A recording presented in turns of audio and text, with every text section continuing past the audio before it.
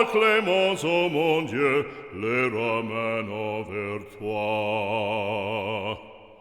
Mon Dieu les ramène en séjour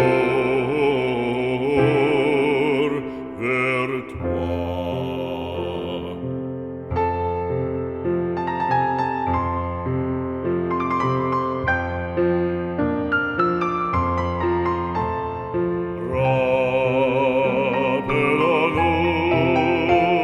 Préceptes sacrés,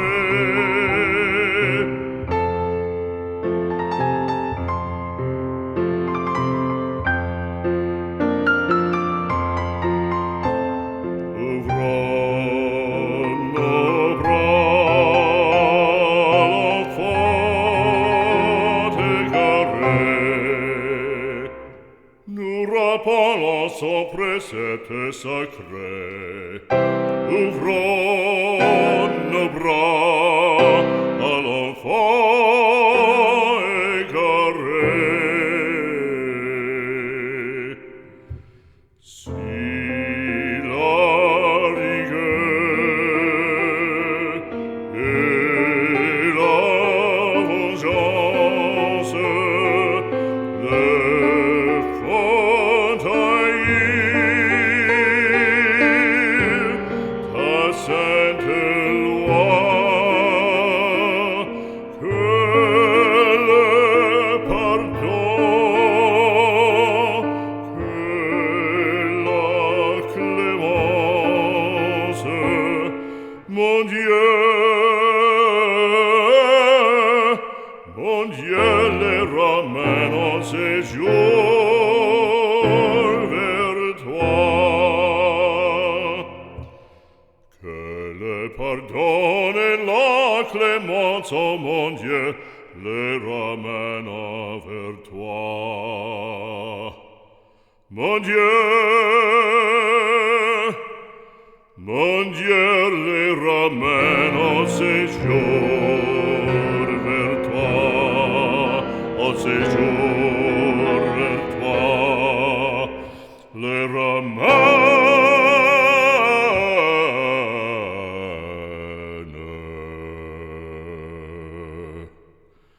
En séjour, mon Dieu, vers toi.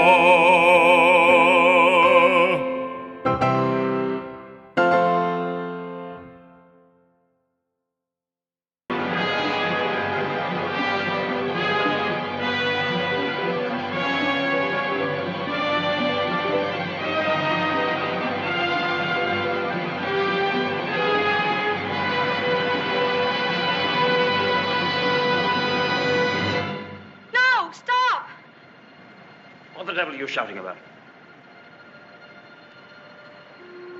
Who are you? What are you staring at? I'm sorry, I didn't mean to stare, but I only thought... Oh, you did it. Well, what are you doing here? I was only walking. Well, get on with your walking. Don't hang about here screaming.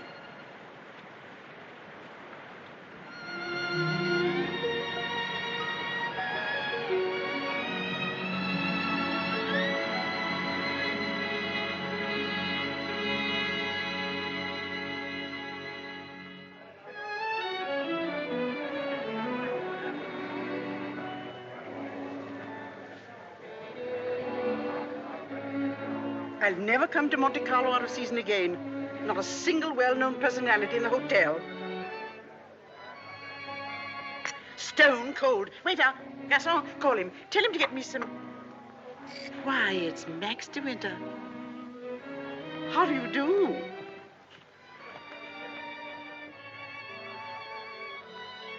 How do you do? I'm Edith Van Hopper. It's so nice to run into you here, just when I was beginning to despair of finding any old friends here in Monte. But do sit down and have some coffee. Mr. De Winter's having some coffee with me. Go and ask the stupid waiter for another cup. I'm afraid I must contradict you. You shall both have coffee with me. Garçon, let me see. Coffee, please. Cigarette? No, thank you. You know, I recognized you just as soon as you came in, though I haven't seen you since that night at the casino at Palm Beach. Perhaps you don't remember an old woman like me.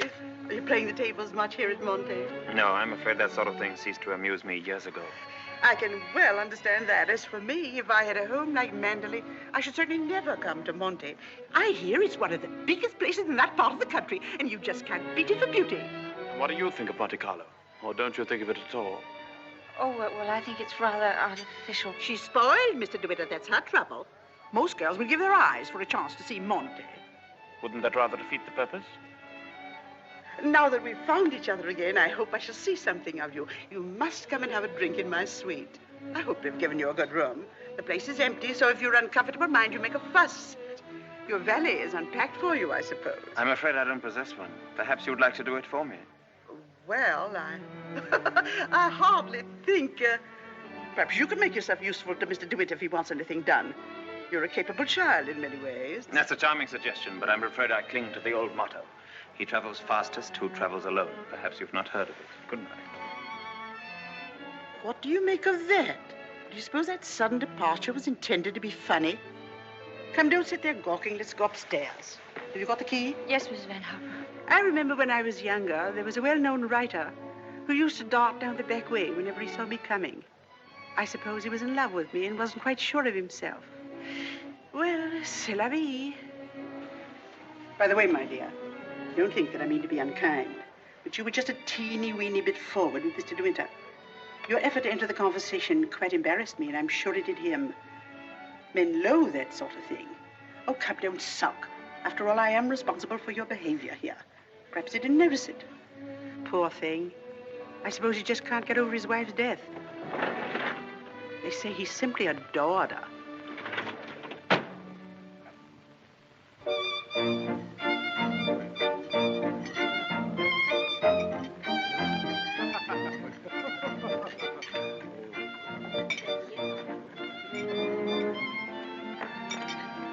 Louis, prenez la commande. Oh, how awkward of me. What a stupid thing to do. Oh, I'm so sorry. Please don't bother. It doesn't really matter. Oh, leave that, leave that. Go and lay another place at my table. Mademoiselle will have lunch with me. Oh, but I couldn't possibly. Why not? Oh, well, please don't be polite. It's very kind of you, but I'll be all right if they just change the cloth. I wasn't being polite. I should have asked you to have lunch with me, even if we hadn't upset the vase so clumsily. Come along. We needn't talk to each other if we don't feel like it. Well, thank you very much.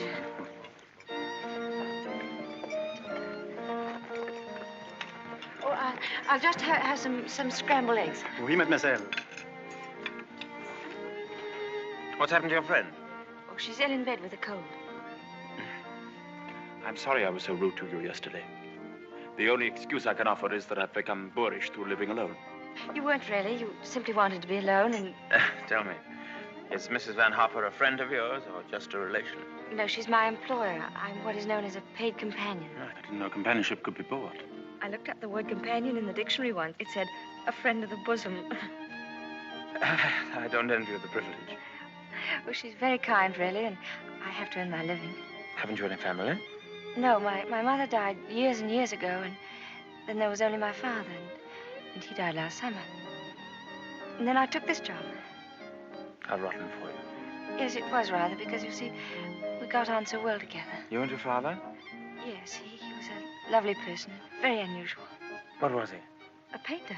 Ah, was he a good one? Well, I thought so, but people didn't understand him. Yes, that's often the trouble. He painted trees. At least it was one tree. You mean he painted the same tree over and over again? Yes, you see, he had a theory that if you should find one perfect thing or place or person, you should stick to it. Do you think that's very silly? Not at all. I'm a firm believer in that myself. And what did you find to do with yourself while he was painting his tree? Well, I sat with him and I sketched a little. I don't do it very well, though. Oh, you're going sketching this afternoon? Yes. Where? Oh, I haven't made up my mind. I'll drive you somewhere in the car. Oh, no, please, I didn't mean... Oh, nonsense. Finish up that mess and we'll get along. Thank you, it's very kind of you, but I'm not very hungry. Oh, come on, eat it up like a good girl.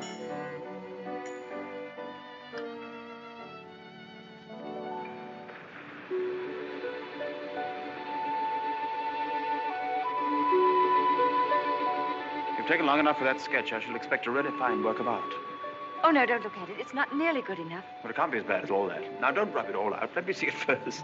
Well, it's the perspective. I never can get it Let me right. see, let me see. Oh, dear. Tell me, is it the perspective that gives my nose that curious twist in the middle? Well, you're not a very easy subject to sketch. No? Your expression keeps changing all the time. Does it? Well, I'd concentrate on the view instead if I were you. Much more worthwhile. Rather reminds me of our coastline at home. Do you know Cornwall at all? Yes, I went there once with my father on holiday. I was in a shop once, and I saw a postcard with a beautiful house on it right by the sea. And I asked whose house it was, and the old lady said, "That's Mandalay." I felt ashamed for not knowing. And Mandalay is beautiful. To me, it's just the place where I was born. I've lived in all my life. Now, I don't suppose I shall ever see it again.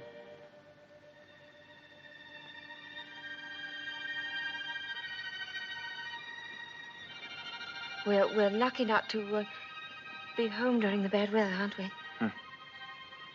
I can't ever remember enjoying swimming in England till June, can you? The water's so warm here that I could stay in all day. There's a dangerous undertow, and there's a man drowned here last year.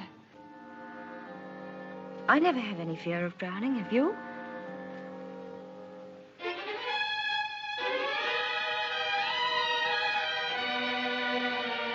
Come, I'll take you home.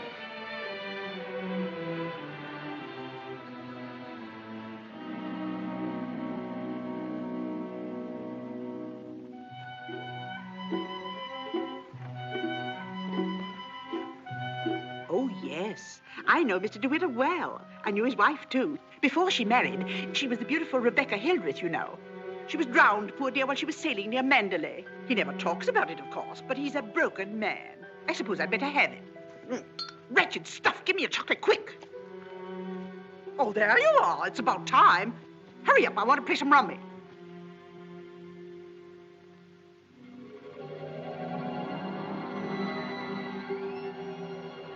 She was the beautiful Rebecca Hildreth, you know. They say he simply adored her. She was the beautiful Rebecca Hildreth, you know. I suppose he just can't get over his wife's death. She was the beautiful Rebecca Hildreth, you know. But he's a broken man. Bonjour. Well, where are you going? Oh, I thought I'd take a tennis lesson. I see. I suppose you've had a look at the pro, and he's desperately handsome, and you've conceived a schoolgirl crush on him. All right, go ahead and make the most of it. Off duty? Oh, yes, Mrs. Van Hopper's cold's turned into flu, so she's got a trained nurse. I'm sorry for the nurse. You keen on tennis? No, not particularly. That's good. We'll go for a drive.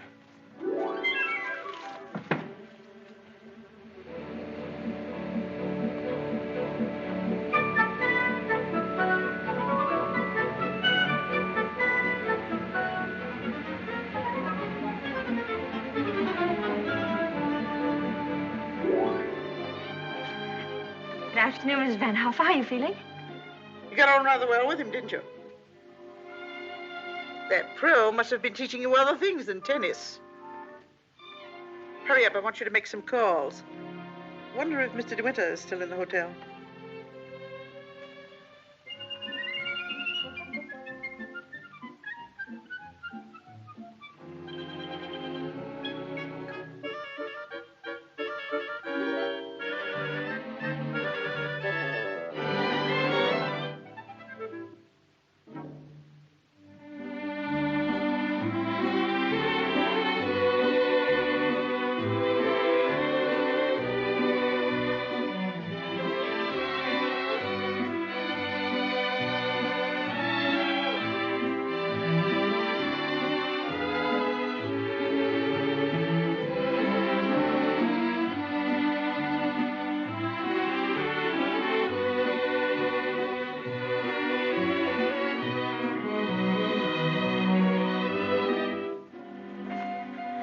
May I go now?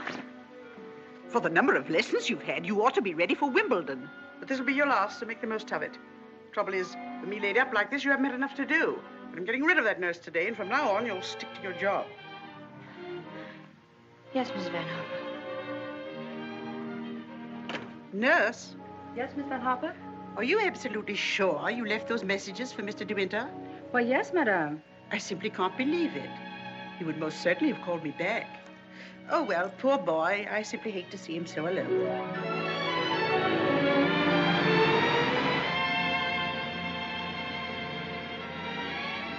You know, I wish there could be an invention that bottled up the memory like perfume, and it never faded, never got stale. And then whenever I wanted to, I could uncork the bottle and live the memory all over again. And what particular moment in your young life would you want to keep? Oh, all of them. All these last few days. I feel as though I'd collected a whole shelf full of bottles. Sometimes, you know, those little bottles contain demons that have a way of popping out at you just as you're trying most desperately to forget.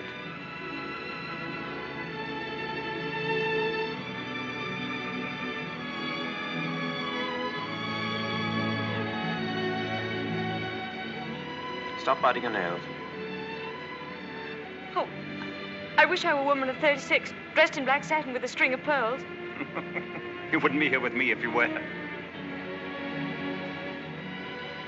Would you please tell me, Mr. De Winter, why you asked me to come out with you? Oh, it's obvious that you want to be kind, but why do you choose me for your charity?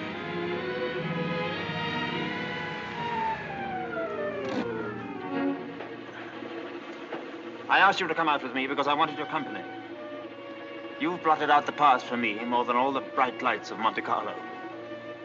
But if you think I just asked you out of kindness or charity, you can leave the car now and find your own way home. Go on, open the door and get out.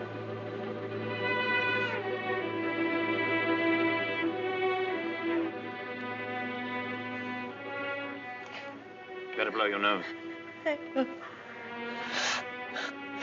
Please don't call me Mr. De Winter.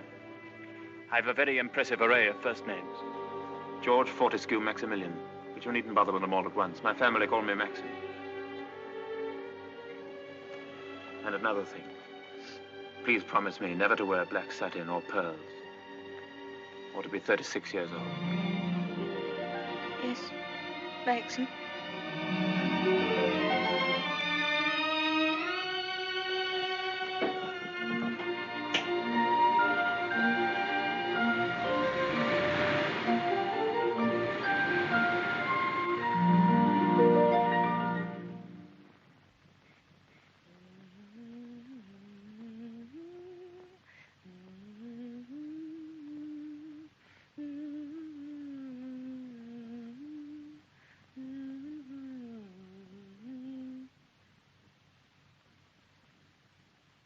For the love of Pete. Come here. What do you think? My daughter's engaged to be married. Oh, really? How nice. We must leave for New York at once. Get reservations on the Aquitania, and we'll take the 12:30 train for Cherbourg. Hurry up and get in a maid to help with the packing. We've no time to waste. Go on and do dawdle. Mr. De Winter, please. Oh, he's gone out riding. He won't be back till noon. Oh. Well, give me the porter, please.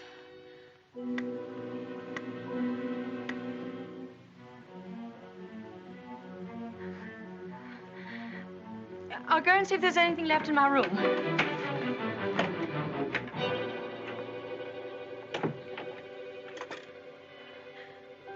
Has Mr. De Winter come in yet? Oh, he has. Would you connect me, please?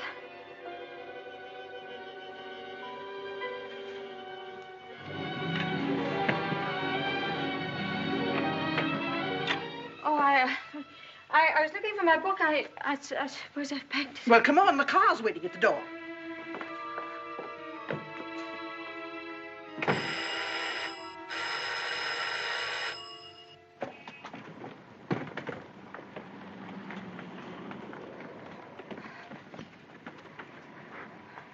I'd like to leave a forwarding address if they happen to find that book. Would you ring Mr. De Winter, please? Yes, madame. 182.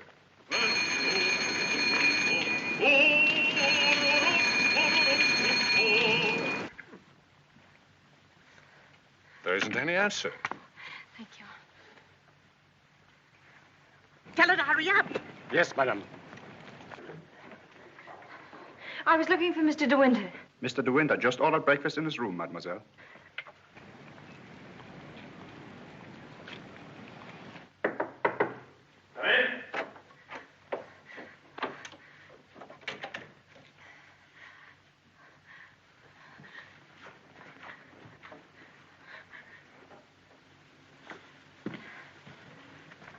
Hello. What are you doing here? Anything the matter?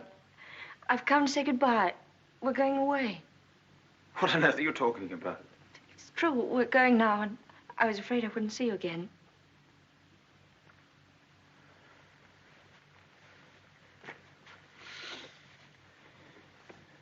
Where's she taking you to? New York. I don't want to go. I shall hate it. I shall be miserable.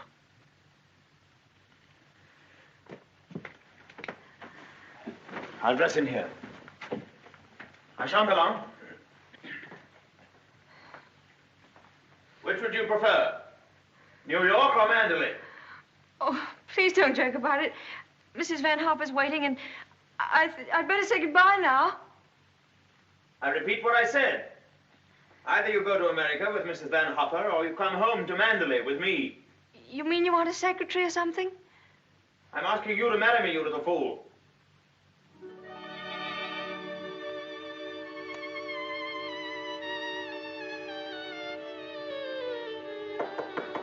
Come in. Is that my food? I'm famished. I didn't have any breakfast.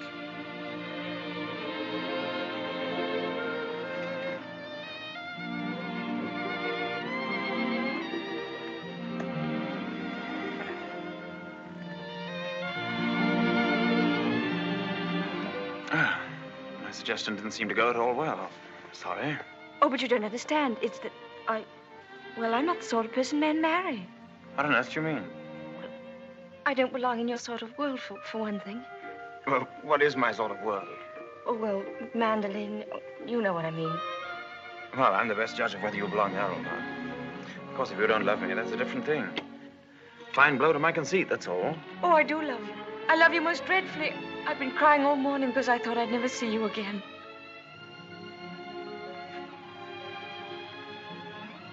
Bless you for that. I'll remind you of this one day. You won't believe me. It's a pity you have to grow up. Oh, now that's settled. You may pour me out some coffee. 2 lumps of sugar and some milk, please. Same with my tea, don't forget. Who's going to break the news to Mrs. Van Hopper? Shall you or shall I? Oh, you tell it. She'll be so angry. What's the number of her room? Oh, she's not there. She's downstairs in the car. Hello? Give me the date, please. Hello? You'll find Mrs. Van Hopper waiting outside in her car. Would you ask her with my compliments if she'd very kindly come up and see me in my room? Yes, in my room. Mr. De Winter says, please, for you to come up to his room. Mr. De Winter? Why, certainly.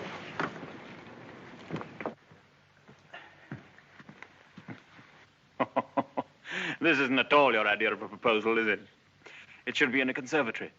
You in a white frock with a red rose in your hand, and a violin playing in the distance, and I should be making violent love to you behind a palm tree. Poor darling. Never mind. Oh, I don't mind. Don't worry, don't worry. You won't have to say a word. I'm so glad you called me, Mr. De Winter. I was making a hasty departure. It was so rude of me not to let you know. But a cable came this morning announcing that my daughter is engaged to be married. That's rather a coincidence, Mrs. Van Hopper. I asked you up here in order to tell you of my engagement. You don't mean it? Oh, how perfectly wonderful. How romantic. Who is the lucky lady? I apologize for depriving you of your companion in this abrupt way. I do hope it won't inconvenience you too greatly. When did all this happen? Just now, Mrs. Van Hopper. Just a few minutes ago. I simply can't believe it. And I suppose I ought to scold you for not having breathed a word of all of this to me. What am I thinking of? I shall give you both my congratulations and my blessings. I'm very happy for you both. When and where is the wedding to be? Here, as soon as possible. A whirlwind romance. Splendid. I could easily postpone my sailing for a week. This poor child has no mother, so I shall take responsibility for all the arrangements. Trousseau, reception, and everything, and I'll give the bride away. My luggage. Go down and tell the porter to take everything out of the car. Just a minute. We're most grateful, Mrs. Van Hopper, but I think we'd both prefer to have it all as quiet as possible. And I couldn't possibly allow you to change your sailing plans. Oh, but... No. Dear, I'll go down and see that your luggage is brought back. Thank you, Max. So this is what's been happening during my illness. Tennis lessons, my foot. I suppose I have to hand it to you for a fast worker. How did you manage it? Still waters certainly run deep. Tell me, have you been doing anything you shouldn't? I don't know what you mean. Oh, well, never mind. I always did say that Englishmen have strange tastes. But you certainly have your work cut out as Mistress of Manderley. To be perfectly frank with you, my dear, I can't see you doing it. You haven't the experience. You haven't the faintest idea of what it means to be a great lady. Of course, you know why he's marrying you, don't you? You haven't flattered yourself that he's in love with you. Fact is, that empty house got on his nerves to such an extent, he nearly went off his head. He just couldn't go on living alone. You better leave, Mrs. Van Hopper. You'll miss your train.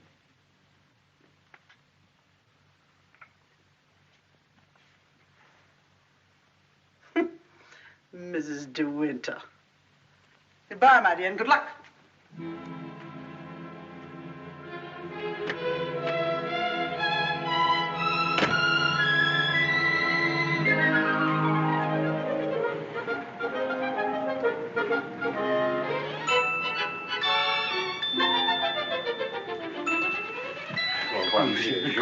Merci. Vite sourire.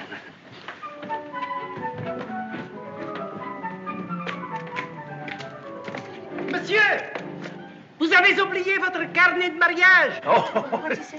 he says I've forgotten the proof that we're married. Oh, good heavens.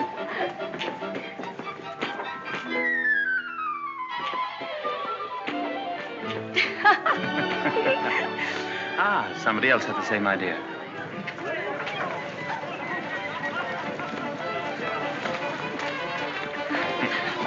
Isn't she sweet? Yeah. You'd have liked a bridal veil, wouldn't you? Or at least... Madame, combien ça me fait? Ah, tous les deux, oui. Je vous remercie mille fois. Yes. Yes. Oh, Max, are lovely. Oh, how perfectly lovely. Oh, perfectly lovely.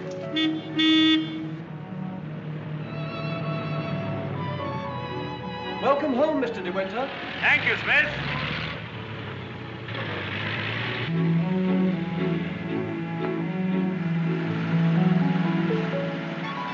Cold, darling. Yes, just a little bit. There's no need to be frightened, you know. Just be yourself and they'll all adore you.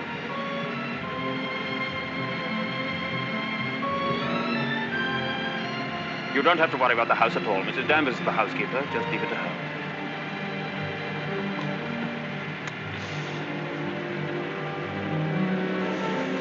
Hello. Starting to rain. Better hurry up.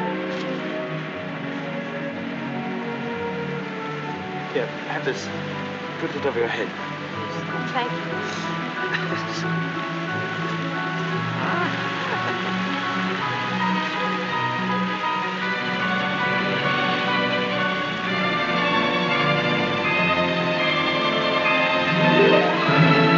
That's it. That's Manderley.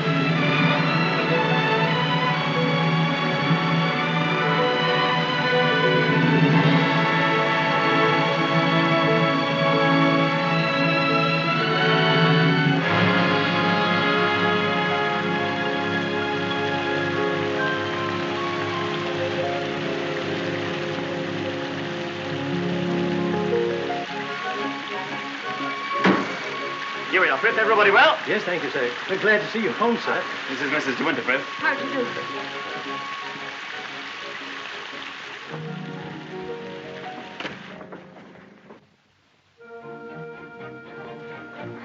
I didn't expect the whole staff to be in attendance. Mr. Danvers' orders, sir.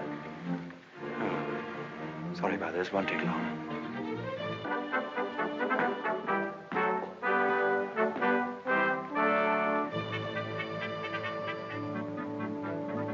This is Mrs. Danvers. How do you do?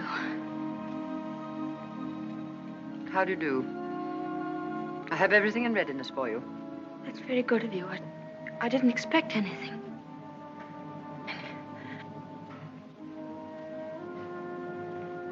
I think we'd like some tea, Fritz. Ready in the library, sir. Come along, darling.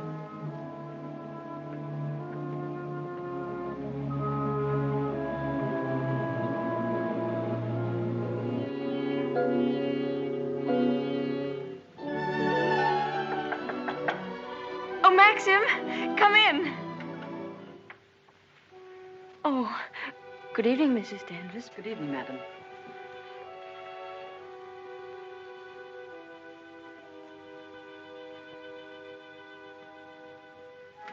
I hope Alice was satisfactory, madam. Oh, yes, thank you. Perfectly. She's the parlor maid. She'll have to look after you until your own maid arrives. Oh, but I haven't a maid. I'm sure Alice will do very nicely. I'm afraid that would not do for very long, madam. It's usual for ladies in your position to have a personal maid. I hope you approve the new decoration of these rooms, madam. Oh, I didn't know it'd been changed. I hope you haven't been to too much trouble. I only followed out Mr. De Winter's instructions. Oh, well, what did it look like before? It had an old paper and different hangings. It was never used much, except for occasional visitors. Oh, then it wasn't Mr. De Winter's room originally. No, madam. He's never used the east wing before. Of course, there's no view of the sea from here. The only good view of the sea is from the west wing. The room's very charming, and I'm sure I'll be comfortable. If there's anything you want done, madam, you have only to tell me. I suppose you've been at Manderley for many years, longer than anyone else. Not so long as Frith. He was here when the old gentleman was living, when Mr. De Winter was a boy. Oh, I see. And you didn't come till after that? I came here when the first Mrs. De Winter was a bride.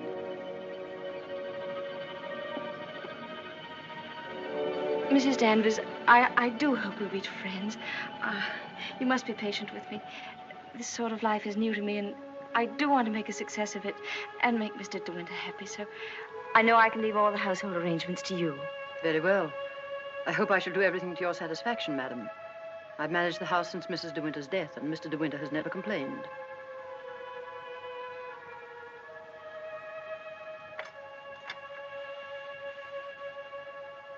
I think I'll go downstairs now.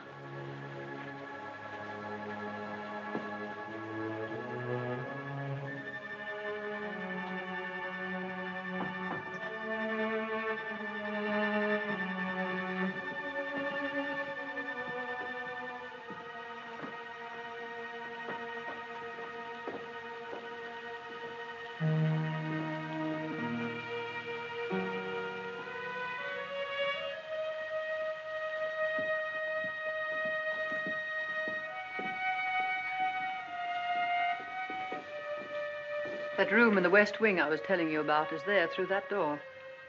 It's not used now. It's the most beautiful room in the house.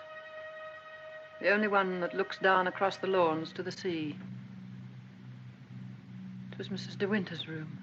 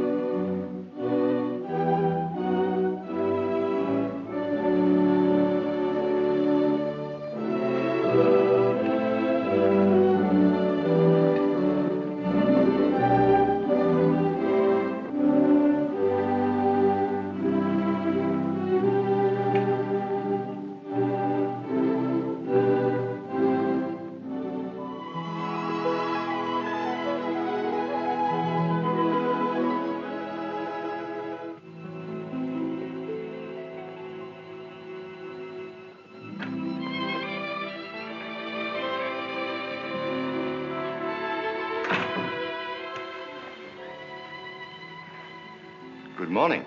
Good morning. You're Mrs. De Winter, aren't you? Yes. My name's Crawley. I manage the estate for Maxim. Awfully glad to meet you. There's a fearful lot of stuff piled up while Maxim was away. Yes, I'm sure there must have been. I do wish I could help with some of it. Oh, no. Frank never allows anybody to help him. He's like an old mother hen with his bills and rents and taxes. Come on, Frank, we must go over these estimates. I'll get my papers. You'll find quantities of breakfast over there, but you must eat it all or cook will be mortally offended. Well, I'll do my best, Maxim. I have to go over the place with Frank just to make sure that he hasn't lost any of it. You'll be all right, won't you? Getting acquainted with your new home. Have a look at the Times. There's a thrilling article on what's the matter with English cricket. Oh, yes. My sister Beatrice and her husband, Giles Lacey, have invited themselves over for lunch. Today? Yes. I suppose the old girl can't wait to look you over. You'll find her very direct. If she doesn't like you, she'll probably tell you so to your face. Don't worry, darling. I'll be back in time to protect you from her. Goodbye, darling. Goodbye, Maxim. Goodbye. Goodbye.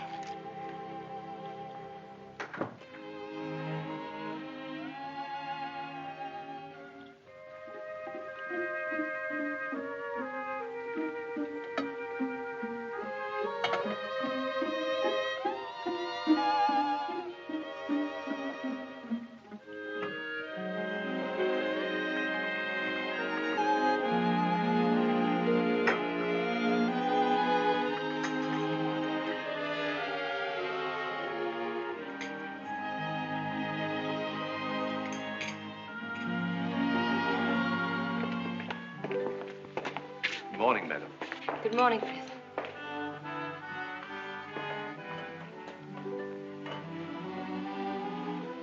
Isn't there anything I could get for you, madam? Oh, no, thank you, Frith. I'm really not very hungry. Thank you. The paper, madam. Oh, yes, thank you, Frith.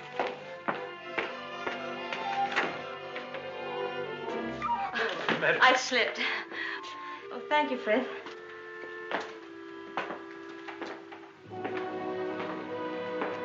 It's big, isn't it? Yes, madam. Mandalay is a big place. This was the banquet hall in the old days. It is still used on great occasions, such as a big dinner or a ball. And the public is admitted here, you know, once a week. That's nice.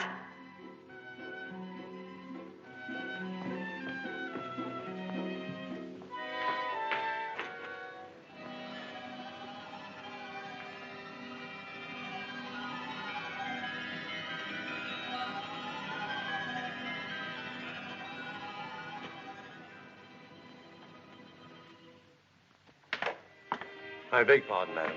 I'm afraid the fire is not usually lit in the library until the afternoon.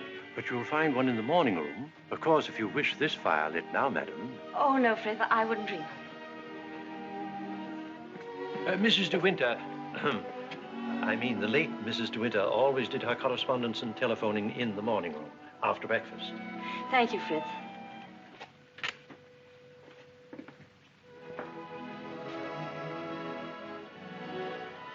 Is anything wrong, madam? Oh, no. Which way is the morning room? Oh, it's that door there, on the left. Oh, yes, thank you.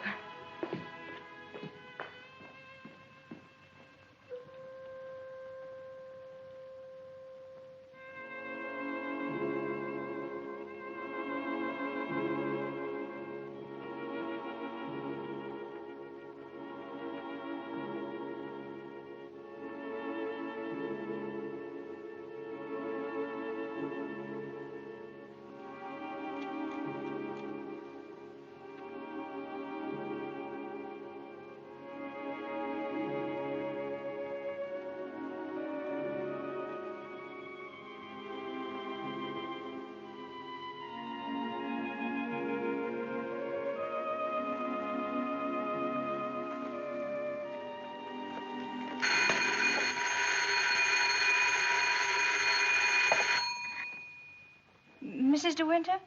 Oh, I'm afraid you've made a mistake. Mrs. De Winter's been dead for over a year. Oh, I mean... Oh, that was the house telephone, madam. Probably the head gardener wishing instructions. Did you want to see me, Mrs. Danvers?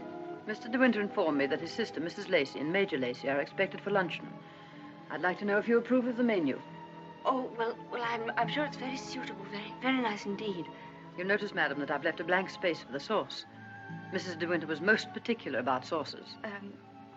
Let's have whatever you think that Mrs. De Winter would have ordered. Thank you, madam.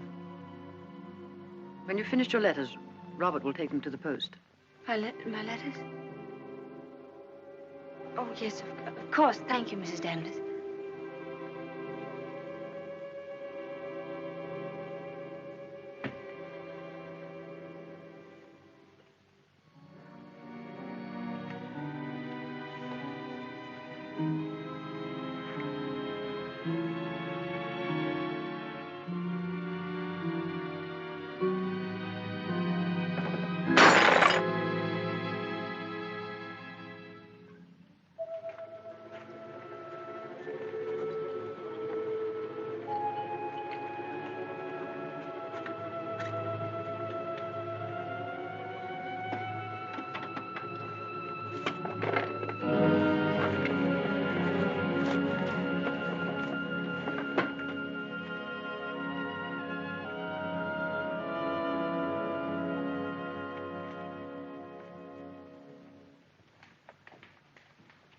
How are you, Frith? Good morning, Mrs. Lacey. Where's Mr. De Winter? I believe he went down to the farm with Mr. Crawley. How tiresome of him not to be here when we arrive, and how typical.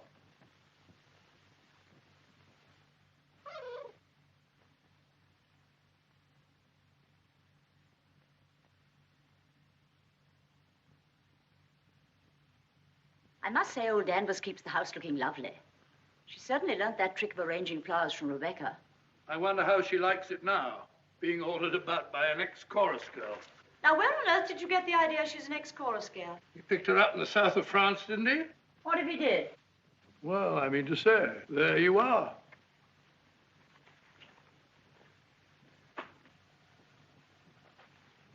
How do you do? I'm Maxim's wife. How do you do? Well, I must say you're quite different from what I expected. Oh, but Cecilia, she's exactly what I told you she'd be. Well, how do you like Mandela? Very beautiful, isn't it? And how do you get along with Mrs. Danvers? Well, I've never met anyone quite like her before. You mean she scares you? She's not exactly an oil painting, is she? Giles, you're very much in the way here. Go somewhere else. Well, I'll try and find Maxim, shall I? Giles? I didn't mean to say anything against Mrs. Danvers. Oh, there's no need for you to be frightened of her. But I shouldn't have any more to do with her than you can help. Shall we sit down? Oh, yes, please. You see, she's bound to be insanely jealous at first. And she must resent you bitterly. Why should she? Don't you know? I should have thought Maxine would have told you. She simply adored Rebecca.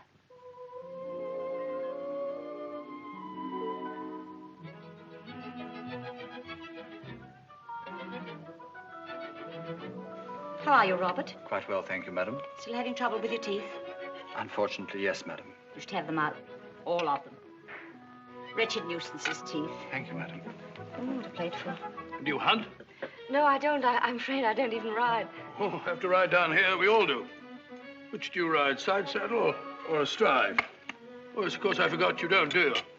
You must. Nothing else to do down here. Maxine, when are you going to have parties here again, like the old days? Oh, I haven't thought about it. But everyone's dying to see you, and, Yes, I bet they are. Why don't you have the masquerade ball again this summer? My dear, are you fond of dancing? Well, I love it, but I'm not very good at it. Do you rumble? I've never tried. You must teach me. I say, but I'm trying to find out exactly what your wife does do. She sketches a little. Sketches? Well, not this modern stuff, I hope. You know, portrait of a lampshade upside down to represent a soul in torment. Don't sail, do you? No, I don't. Thank goodness for that. Huh?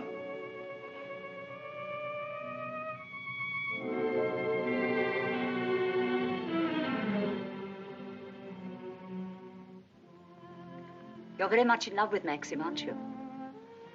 Yes, I can see you are. Don't mind my saying so, but why don't you do something about your hair?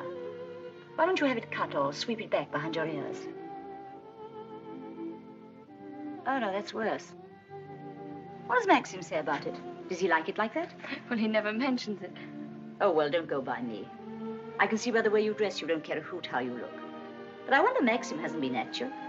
He's so particular about clothes. I don't think he ever notices what I wear. Oh, well, he must have changed a lot then. You mustn't worry about old Maxim and his moods. One never knows what goes on in that quiet mind of his. Often he gets into a terrible rage. And when he does... But I don't suppose he'll lose his temper with you. You seem such a placid little thing. Come along, old girl. We've got to go on the first tee at 3 o'clock. All right, I'm coming. Well, goodbye, Maxim, old boy.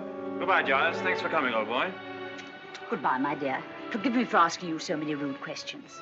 We both really hope you'll be very happy. Thank you, Beatrice. Thank you very much.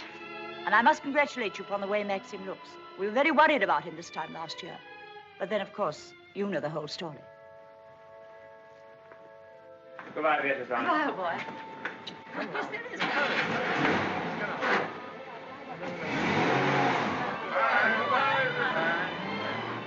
Well, thank heavens they've gone.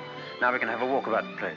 Looks as though we might have a shower, but you won't mind that, will you? No, but wait a minute. I'll go upstairs and get a coat. There's a heap of mackintoshes in the flower room. Robert, run and get a coat from the flower room for Mrs. De Winter, will you?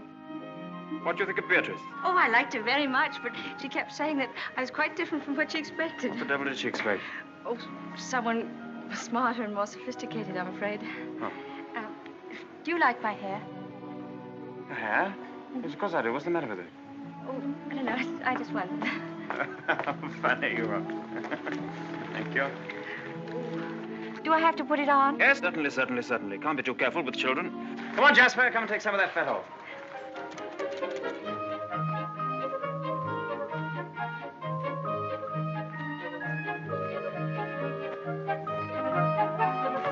Jasper! Here, not that way. Come here. Where does that lead to? Oh, it leads to a little cove where we used to keep a boat. Oh, let's go down there. Well, no, it's a perfectly dull, uninteresting stretch of sand, just like any other. Oh, please. Well, all right, we'll walk down and take a look if you really want to.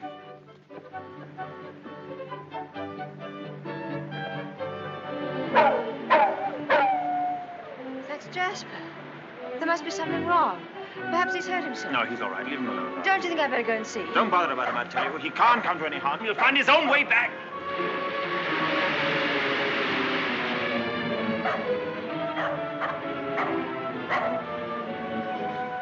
Jasper! Jasper! Oh, there you are.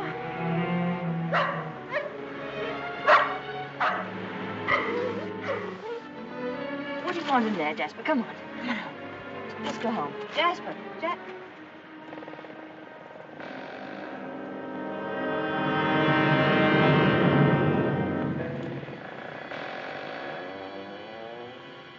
Oh. I didn't know that there was anybody.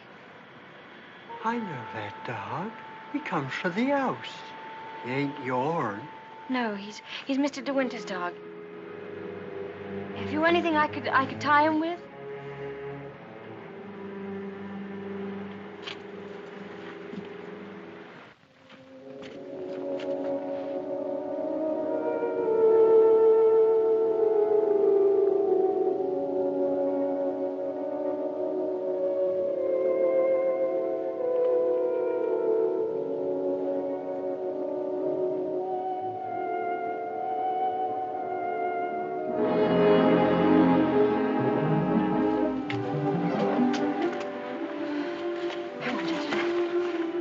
Tell anyone you saw me in there, will you?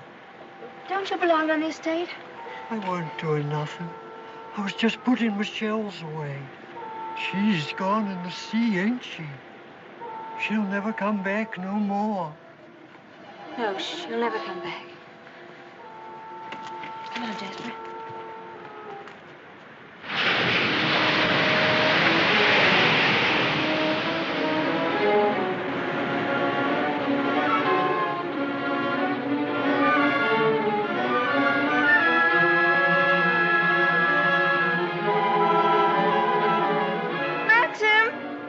What's the matter?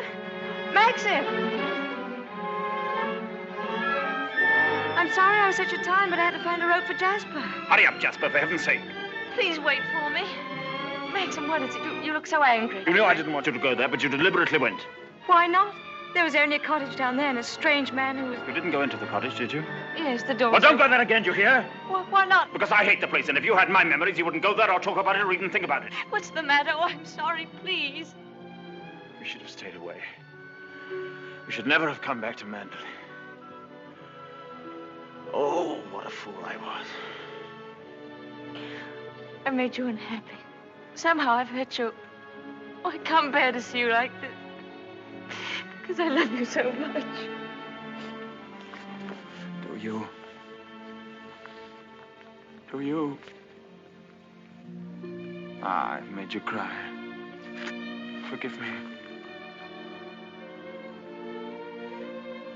I sometimes seem to fly off the handle for no reason at all. Don't I? Come. We'll go home and have some tea and forget all about it. Yes, let's forget all about it. Here, let me have Jasper.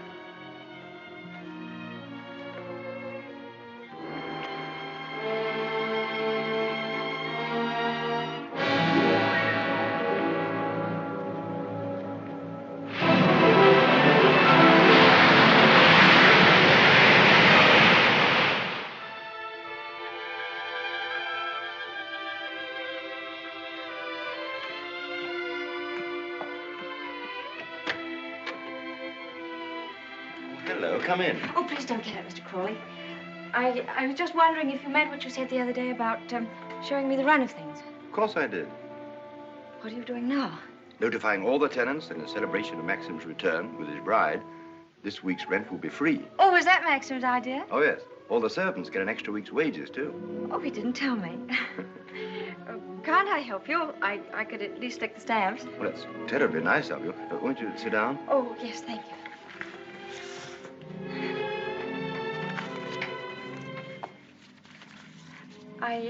I was down at the cottage on the beach the other day. There was a man there, a queer sort of person. Jasper kept barking at him. Oh, yeah. Must have been Ben. Excuse me. He's quite harmless. We give him odd jobs now and then. That cottage place seemed to be going to rack and ruin. Why isn't something done about it? Well, I think if Maxim wanted anything done about it, he'd tell me. Are those all Rebecca's things down there? Yes. Yes, they are. What did she use the cottage for? The boat used to be moored near there. What boat? What happened to it? Was that the boat she was sailing in when she was drowned? Yes. Capsized and sank. She was washed overboard. Wasn't she afraid to go out like that alone? She wasn't afraid of anything. Where did they find her?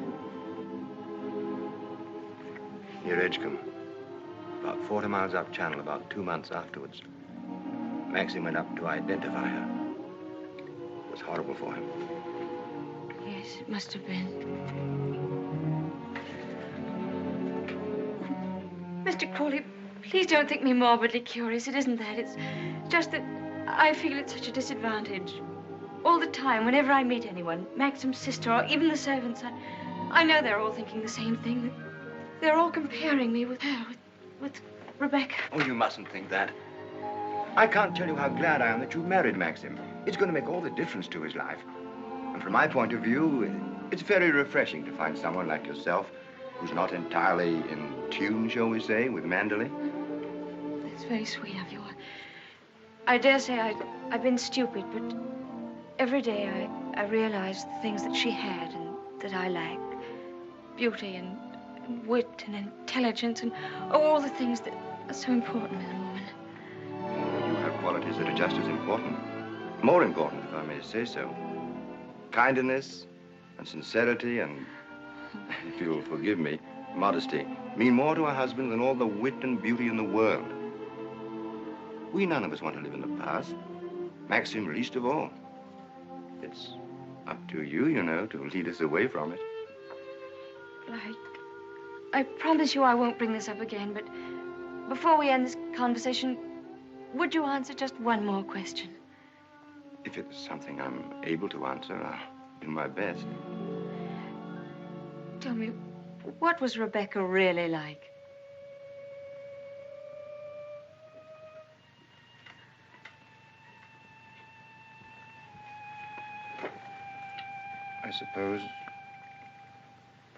I suppose she was the most beautiful creature I ever saw.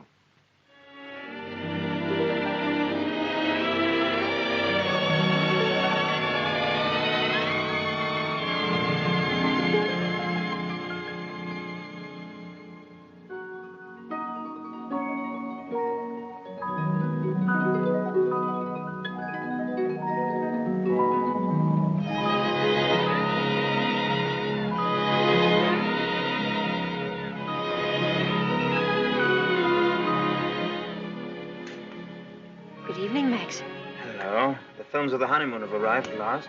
We timed, you think, before dinner?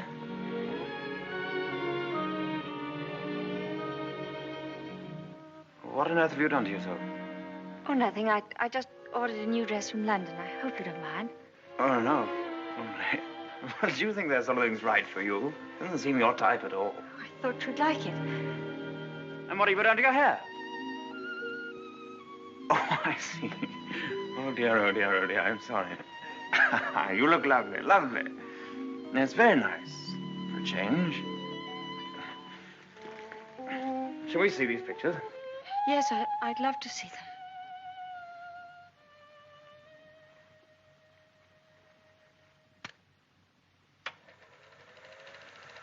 Ah, look now. Oh, look at that. Wasn't it wonderful, darling? Can't we go back there someday? Yes, of course, of course. Ah, look at you. Won't our grandchildren be delighted when they see how lovely you were? Oh, look at you. Yes. Oh, I see. Oh, I like that. Look at that. That's very nice. Oh, remember that. Yes. Oh, I wish our honeymoon could have lasted forever, Maxim. Oh, dash it, look. Oh, hang it.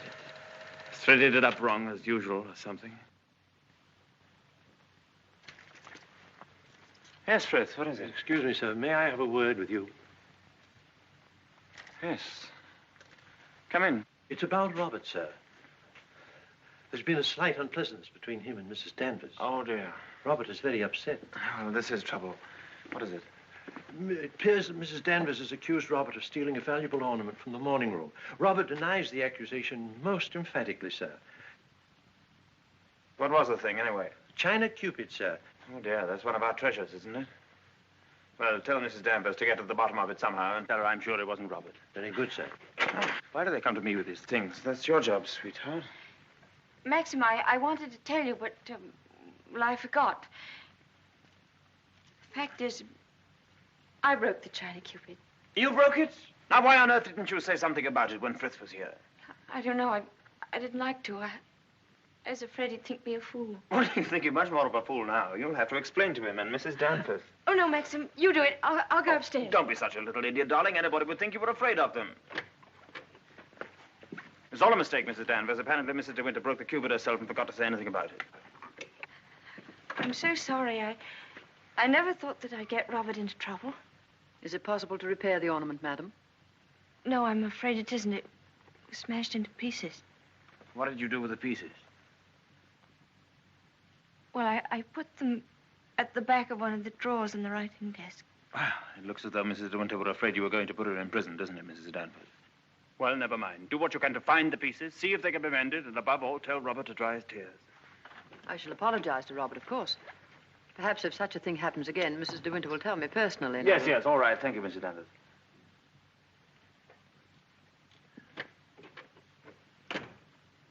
Well, I suppose that clip will hold all right. I don't know.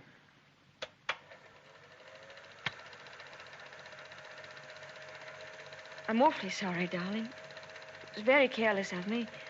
Mrs. Danvers must be furious with me. Oh, hang Mrs. Danvers. Why on earth should you be frightened of her? You behave more like a upstairs maid or something, not like the mistress of the house at all. Yes, I know I do. But I feel so uncomfortable. I try my best every day, but it's very difficult with people looking me up and down as if I were a prize cow. Well, what does it matter if they do? You must remember that life at Mandel is the only thing that interests anybody down here. What a slap in the eye I must have been to them then. I suppose that's why you married me. Because you knew I was dull and gauche and inexperienced, and there could never be any gossip about me. Gossip? What do you mean? I don't know. I just said it for something to say. Don't look at me like that. Maxim, what's the matter? What have I said?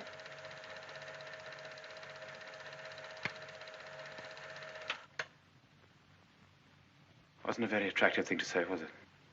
No. It was rude, hateful.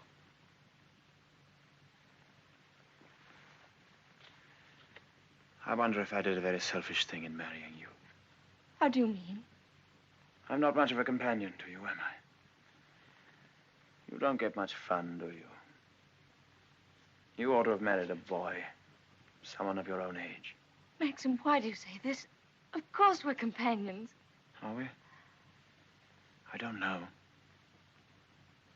I'm very difficult to live with. No, you're not difficult. You're easy, very easy. Our marriage is a success, isn't it? A great success. We're happy, aren't we? Terribly happy.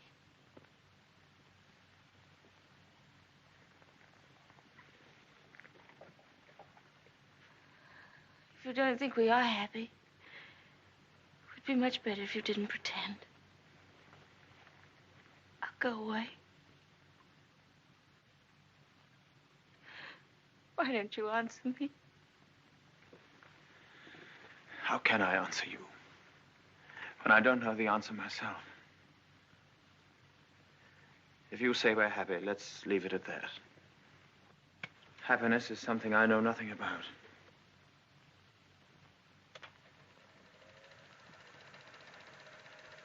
Oh, look. There's the one when I left the camera running on the tripod, remember?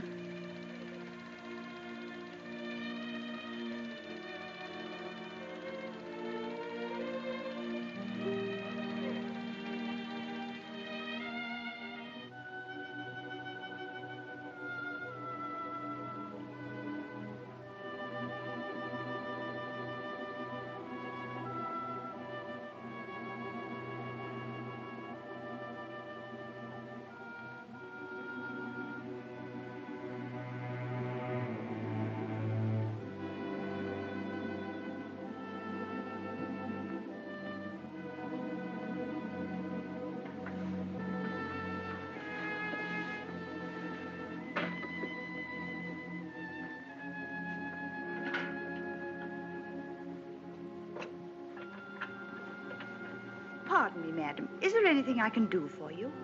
Yes, I'm all right, Hilda. Thank you very much. I'll bring the sandwiches immediately, madam.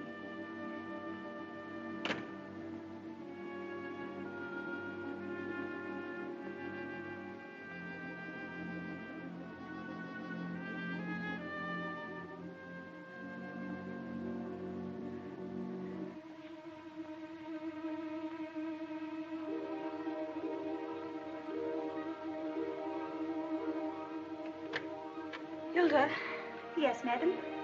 the West Wing.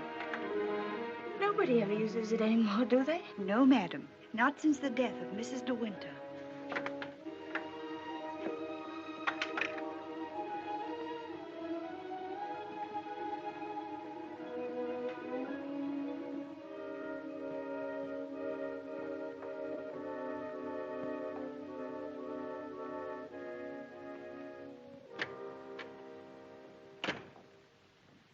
Come along, Mr. Jack, or someone may see you.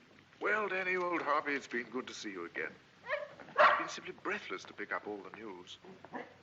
I really don't think it's wise for you to come here, Mr. Jack. Jasper, come here. Oh, nonsense, nonsense. It's just like coming back home. Quiet, Mr. Jack. Yes, and we must be careful not to shock Cinderella, mustn't we? She's in the morning room. If you leave through the garden door, she won't see you. I must say I feel a little like the poor relation sneaking around through back doors. Well, toodaloo, Danny. Goodbye, Mr. Jack. And please be careful.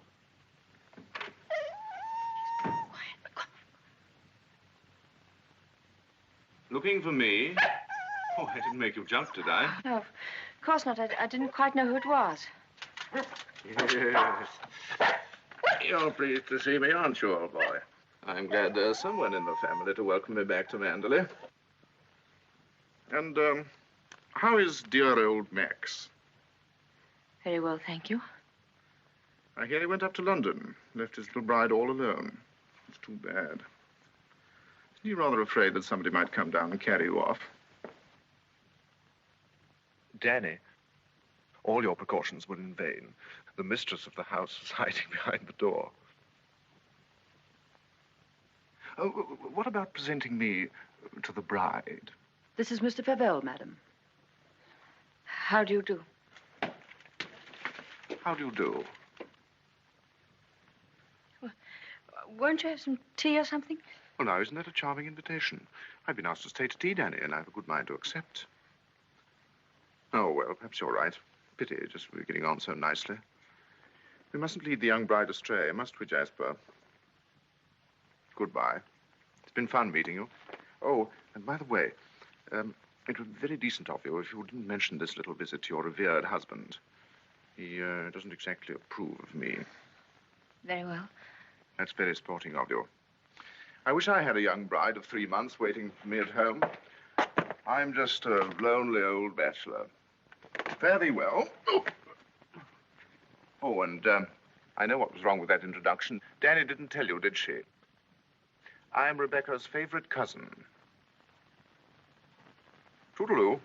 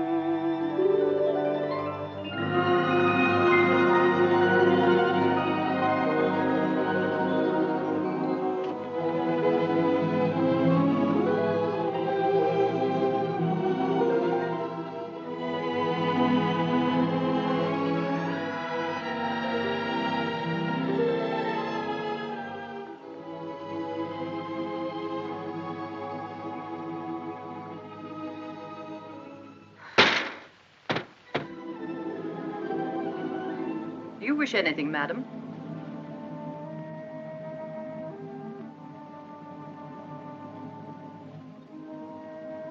I didn't expect to see you, Mrs. Danvers. I noticed that the window wasn't closed, and I came up to see if I could fasten it. Why did you say that? I closed it before I left the room. You opened it yourself, didn't you? You've always wanted to see this room, haven't you, madam? Why did you never ask me to show it to you? I was ready to show it to you every day.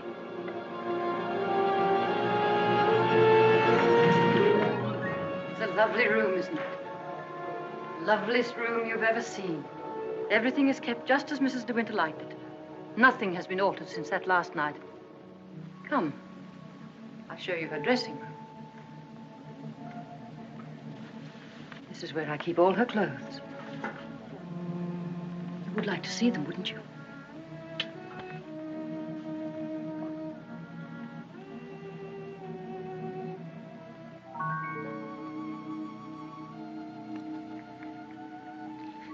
Feel this. It was a Christmas present from Mr. De Winter. He was always giving her expensive gifts the whole year round. I keep her underwear on this side. They were made specially for her by the nuns in the convent of St. Clair. I always used to wait up for her, no matter how late. Sometimes she and Mr. De Winter didn't come home until dawn. While she was undressing, she'd tell me about the party she'd been to. She knew everyone that mattered. Everyone loved her. When she'd finished her bath, she'd go into the bedroom and go over to the dressing table.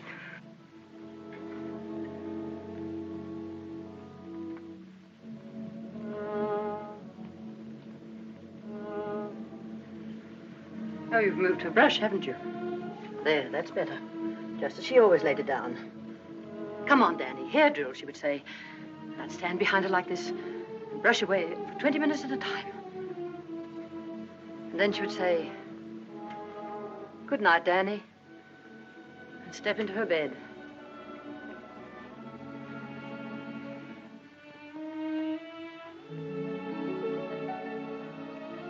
I embroidered this case for her myself, and I keep it here always.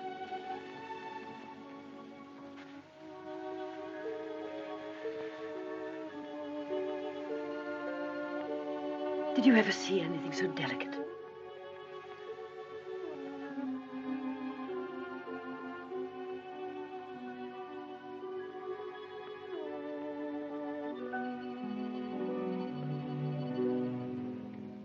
Look, you can see my hand through it.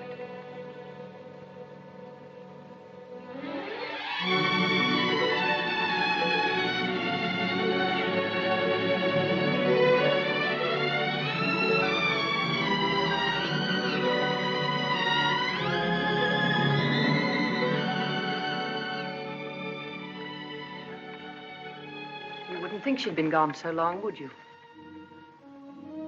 Sometimes, when I walk along the corridor, I fancy I hear her just behind me. That quick, light step. I couldn't mistake it anywhere. It's not only in this room. It's in all the rooms in the house.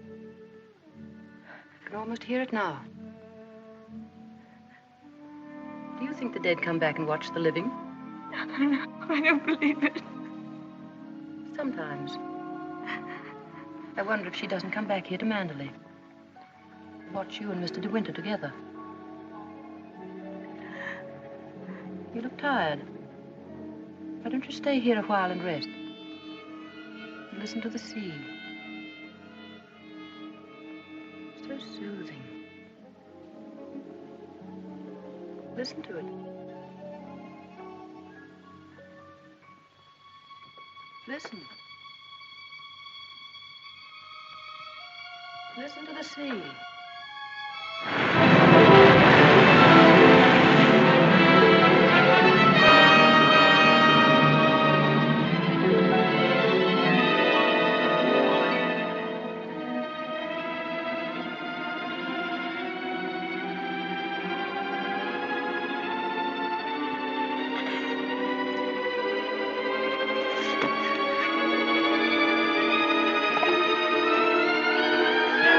Tell Mrs. Danvers I wish to see her immediately.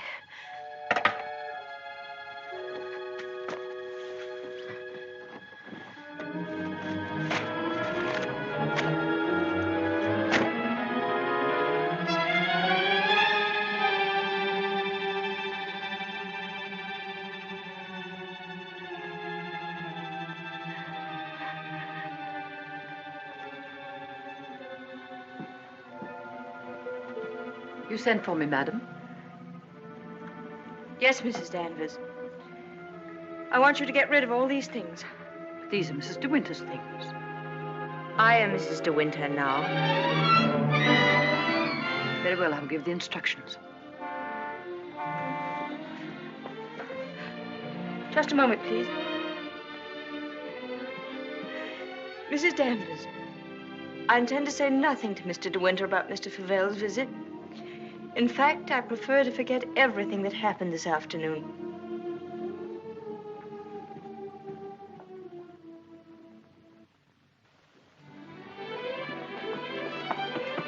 Maxim, you've been gone all day. Choking. Oh. Well. What have you been doing with yourself? Oh, I've been thinking. Oh, what do you want to do that for? Oh, come in here and I'll tell you. Darling, could we have a costume ball, just as you used to? Now, what put that into your mind? Has Beatrice been at you? No, but I feel that we ought to do something to make people feel that Mandalay is just the same as it always was. Oh, please, darling, could we? You don't know what it would mean, you know. You would have to be a hostess to hundreds of people. All the county. And a lot of young people will come up from London and turn the house into a nightclub. Oh, yes, but I want to. Oh, please. I've never been to a large party, but I could learn what to do, and I promise you, you wouldn't be ashamed of me.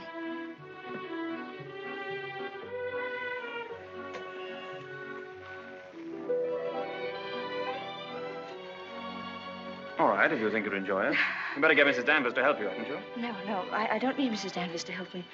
I can do it myself. All right, my sweet. Oh, thank you, darling. Thank you.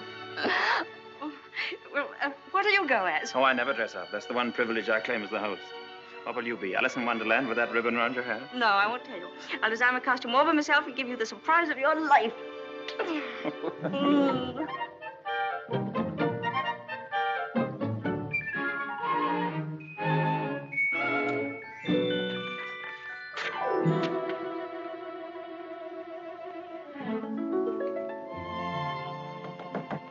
Come in.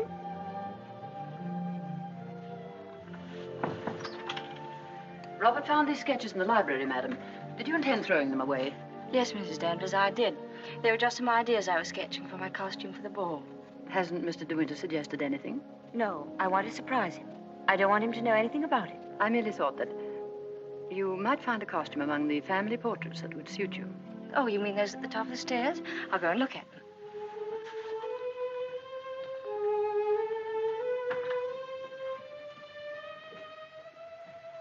This one, for instance. It might have been designed for you. I'm sure you could have it copied. I've heard Mr. De Winter say that this is his favorite of all the paintings. It's Lady Caroline De Winter, one of his ancestors. Oh, well, that's a splendid idea, Mrs. Danvers. I'm very grateful.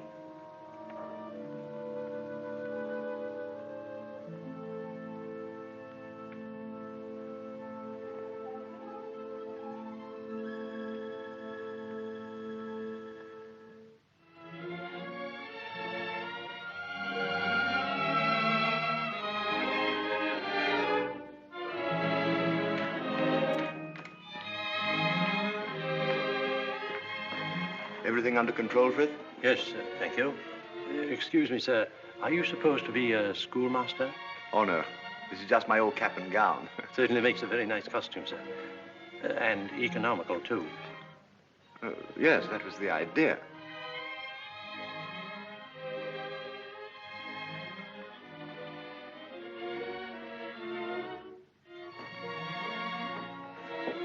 Evening, Robert. Not very good weather for the ball. No, sir.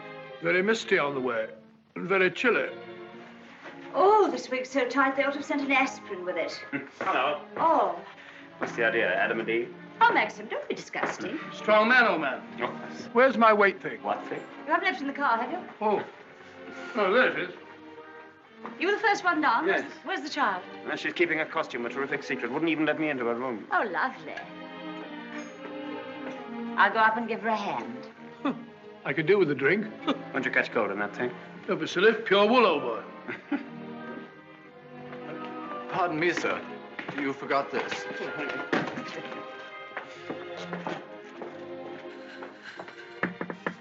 Here I am, dear. It's Bee. I've come to give you a hand.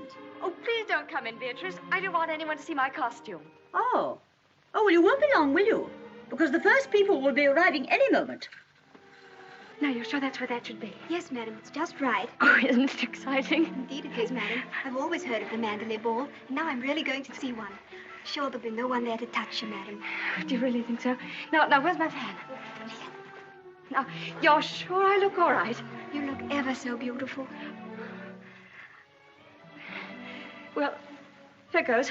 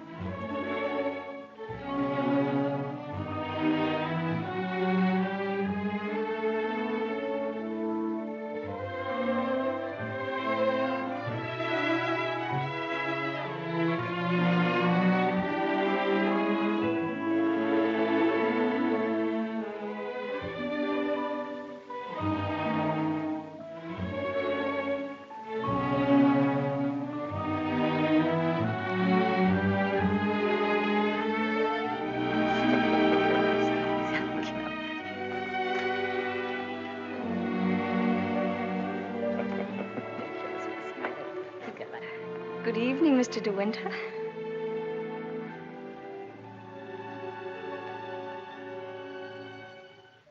What the devil do you think you're doing? But it's the picture, the one in the gallery. What is it? What have I done? Go and take it off. Doesn't matter what you put on, anything will do. What are you standing there for? Didn't you hear what I said? Sir George and Lady Moore. Dudley Tennant, Admiral and Lady Burbank.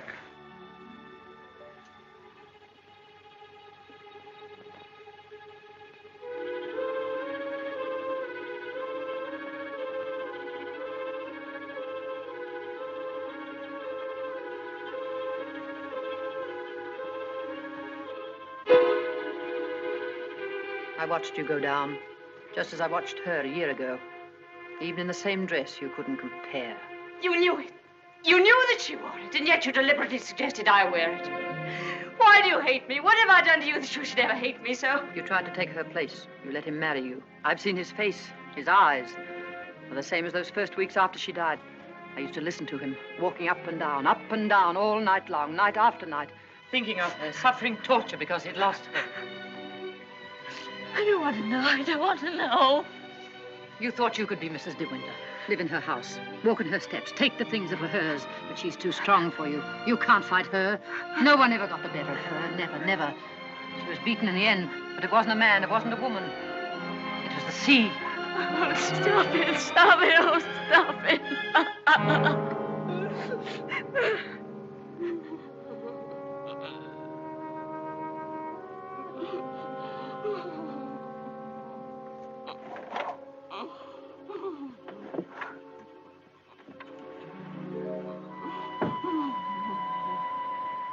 You're overwrought, madam. I've opened a window for you. A little air will do you good.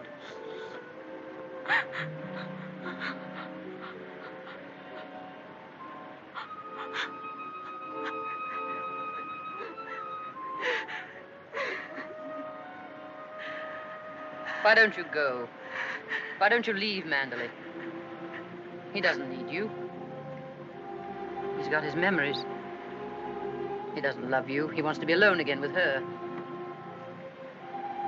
You've nothing to stay for. You've nothing to live for, really, have you? Look down there. It's easy, isn't it? Why don't you? Why don't you? Go on. Go on. Don't be afraid.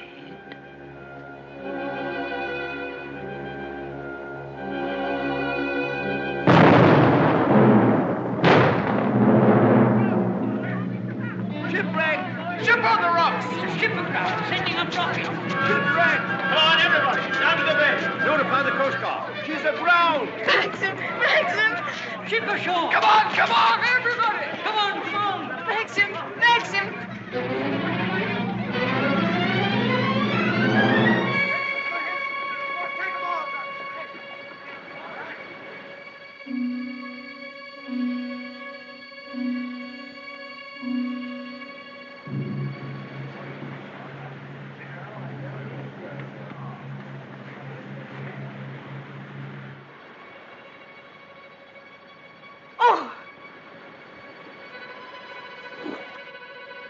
Ben, have you seen Mr. De Winter anywhere? She won't come back, will she? You said so. Who, Ben? What do you mean? Ah, the other one.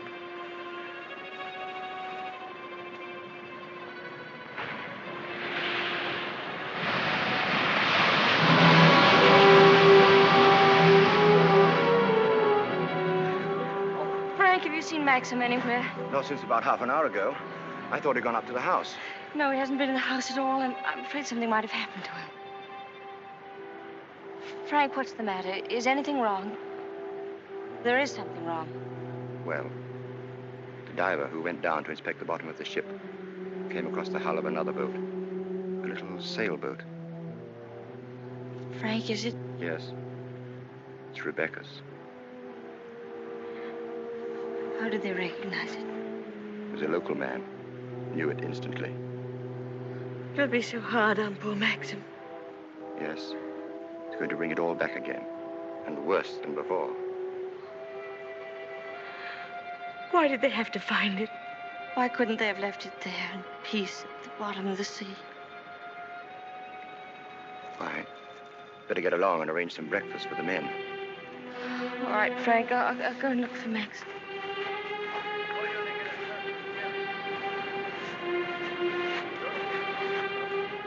Headed for the reef.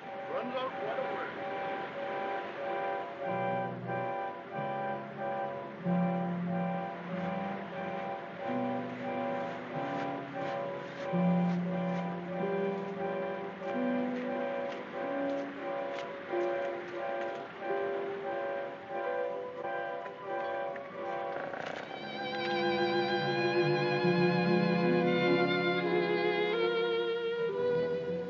Hello.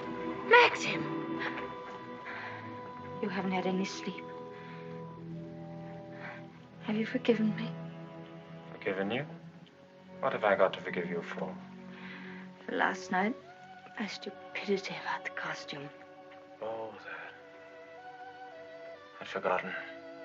I was angry with you, wasn't I? Hmm. Maxim, can't we start all over again? I don't ask that you should love me. I won't ask impossible things.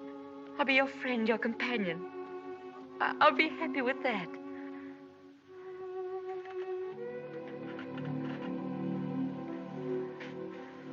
You love me very much, don't you?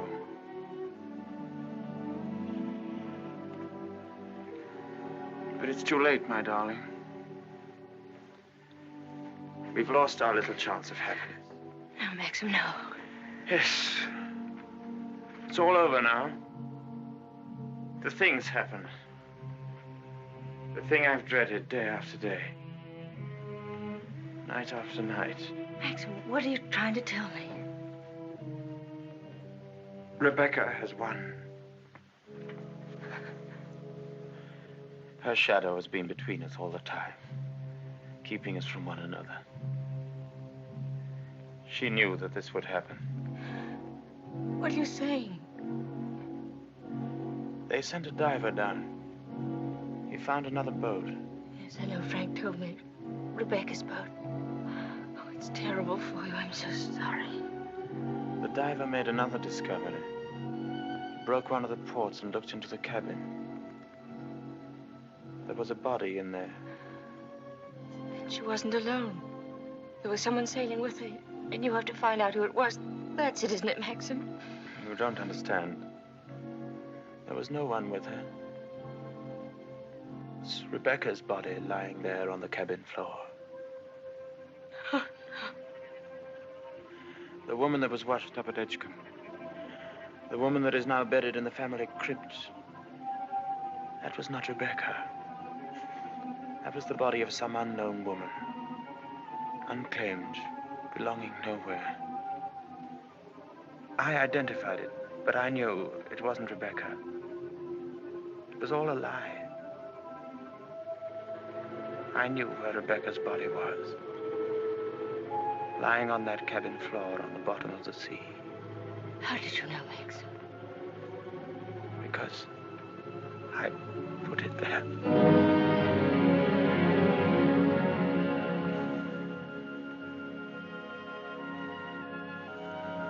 Will you look into my eyes and tell me that you love me now?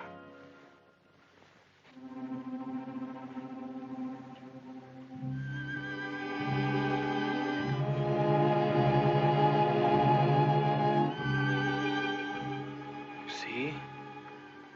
I was right. It's too late.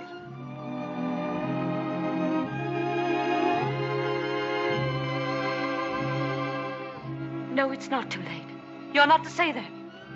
I love you more than anything in the world. Oh, please, Maxim, kiss me, please. No. It's no use. It's too late. Oh, we can't lose each other now. We must be together always. No secrets, no shadows. We may only have a few days. A few hours. Maxim, why didn't you tell me before? Yeah, you did sometimes, but you never seemed close enough. How could we be close when I knew you were always thinking of Rebecca? How could I even ask you to love me when I knew you loved Rebecca still? What are you talking about? What do you mean? Whenever you touched me, I knew you were comparing me with Rebecca. Whenever you looked at me, or spoke to me, or walked with me in the garden, I knew you were thinking, this I did with Rebecca, and this, and this. Oh, it's true, isn't it? You thought I loved Rebecca? You thought that? I hated her.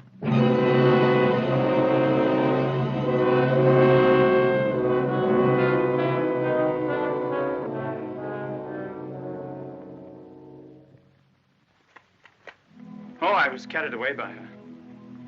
Enchanted by her, as everyone was. And when I was married, I was told I was the luckiest man in the world. She was so lovely, so accomplished, so amusing. She's got the three things that really matter in a wife, everyone said. Breeding, brains, and beauty. And I believed them completely. But I never had a moment's happiness with her. She was incapable of love, or tenderness, or decency. You didn't love her. You didn't love her. Do you remember that cliff where you first saw me in Monte Carlo? Well, I went there with Rebecca on our honeymoon. That was where I found out about her. 4 days after we were married.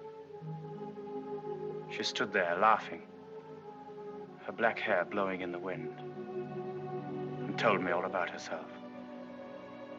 Everything. Things I'll never tell a living soul. I wanted to kill her. It would have been so easy. You remember the precipice? I frightened you, didn't I?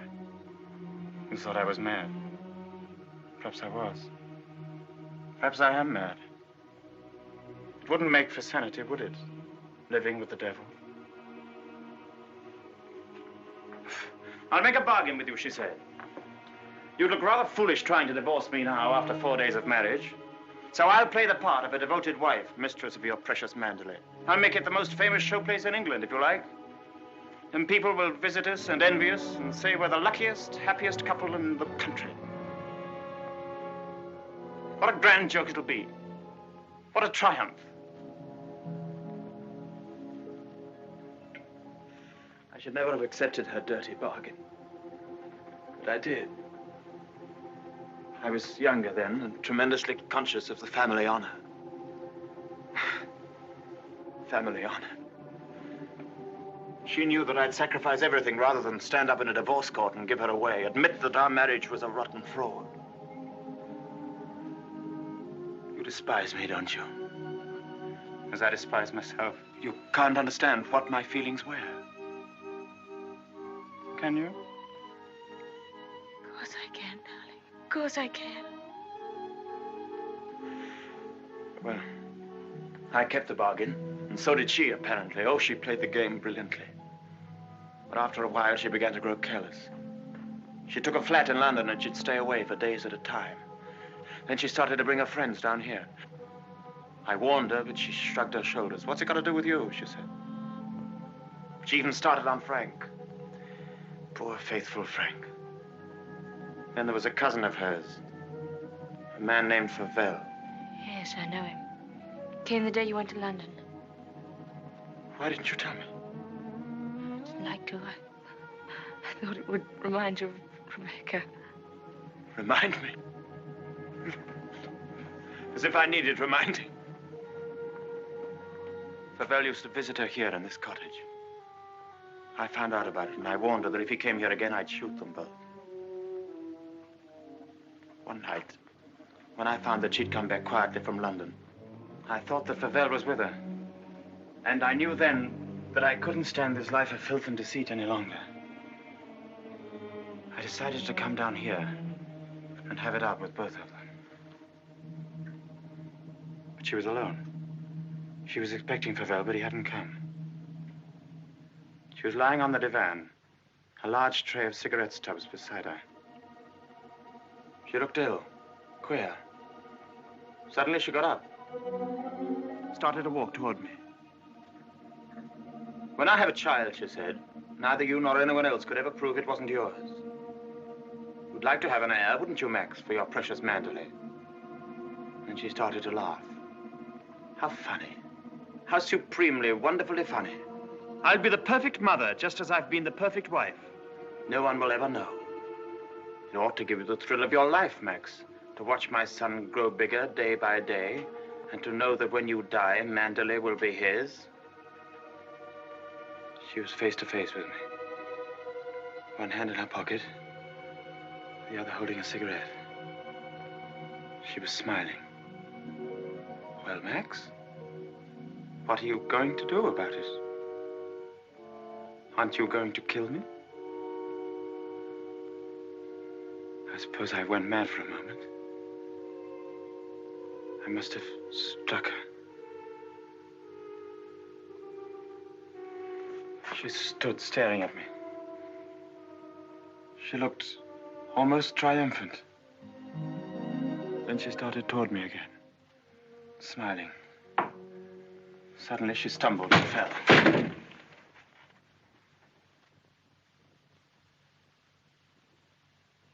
When I looked down, ages afterwards it seemed, she was lying on the floor.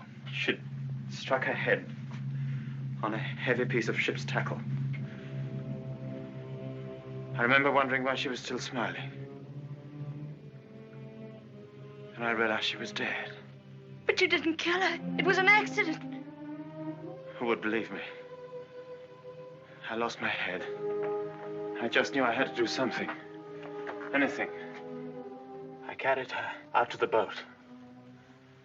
It was very dark. There was no moon. I put her in the cabin. When the boat seemed a safe distance from the shore, I took a spike and drove it again and again through the planking of the hull. I opened up the sea cocks and the water began to come in fast. I climbed over into the dinghy and pulled away. I saw the boat heel over and sink.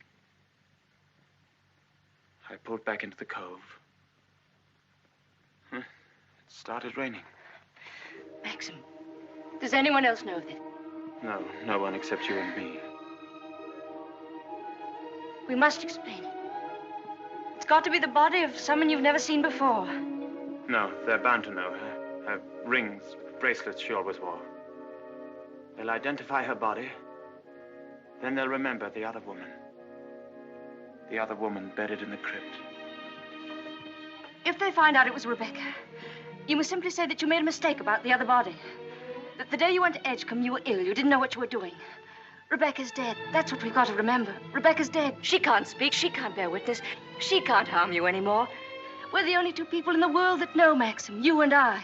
I told you once that I'd done a very selfish thing in marrying you. You can understand now what I meant.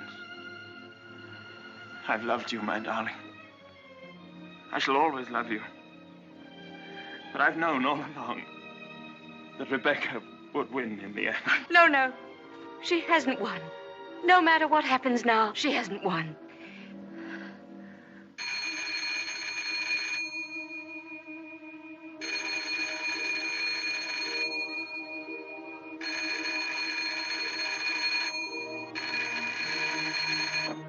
Hello?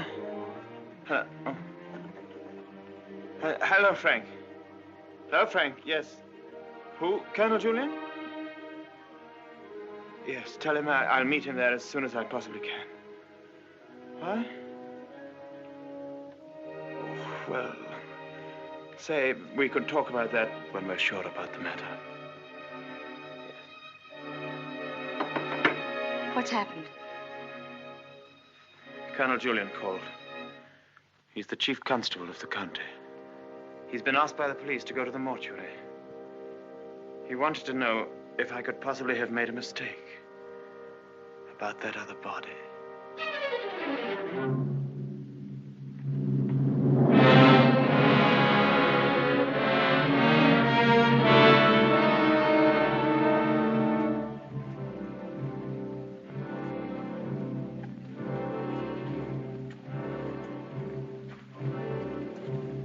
Well, Colonel Julian, apparently I did make a mistake about that other body. The mistake was quite natural under the circumstances. Besides, you went well at the time. That's nonsense. I was perfectly well. Oh, don't let it worry you, Maxim. Nobody can blame you for making a mistake. Pity is you've got to go through the same thing all over again. What do you mean? Well, there'll have to be another inquest, of course. Same formality and red tape. Oh. Wish you could be spared the publicity of it, but I'm afraid that's impossible. Oh, yes, the publicity. I suppose Mrs. De Winter went below for something, and the squall hit the boat with nobody at the helm. I imagine that's about the solution of it, don't you think so, Crawley? Oh, yes. Probably the door jammed and she couldn't get on deck again. Yeah. Tab, boat builder, will undoubtedly come to some such conclusion. Why, what would he know about it? Well, he's examining the boat now. Purely as a matter for routine, you know. I'll be at the inquest tomorrow, Maxim. Quite unofficially, you know. We must get together for a game of golf when it's all over, eh? Bye-bye.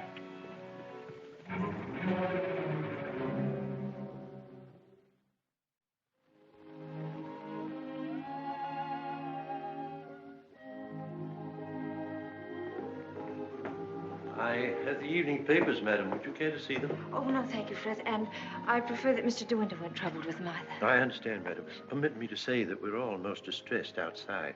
Oh, thank you, Fred. I'm afraid the news has been a great shock to Mrs. Danvers. Yes, I rather expected it would be. It seems there's to be a coroner's inquest, madam? Yes, Fred, it's purely a formality. Of course, madam. I wanted to say that if any of us might be required to give evidence, I should be only too pleased to do anything that might help the family. Oh, thank you, Fred. Why, I'm sure Mr. De Winter will be very happy to hear it, but I don't think anything will be necessary.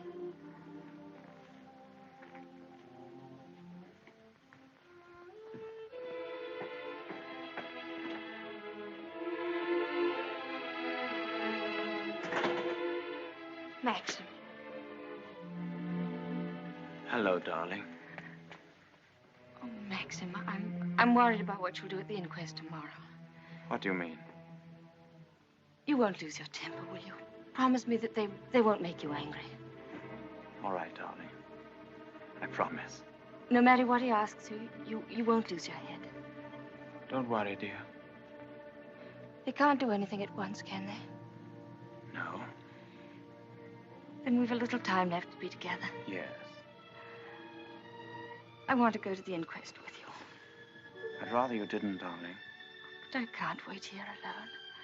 I promise you I won't be in any trouble to you, and I must be near you so that no matter what happens, we won't be separated for a moment. All right, dear. I don't mind this whole thing, except for you. I can't forget what it's done to you. I've been thinking of nothing else since it happened. It's gone forever. That funny, young, lost look I loved won't ever come back. I killed that when I told you about Rebecca. It's gone. In a few hours, you've grown so much older. Maxim.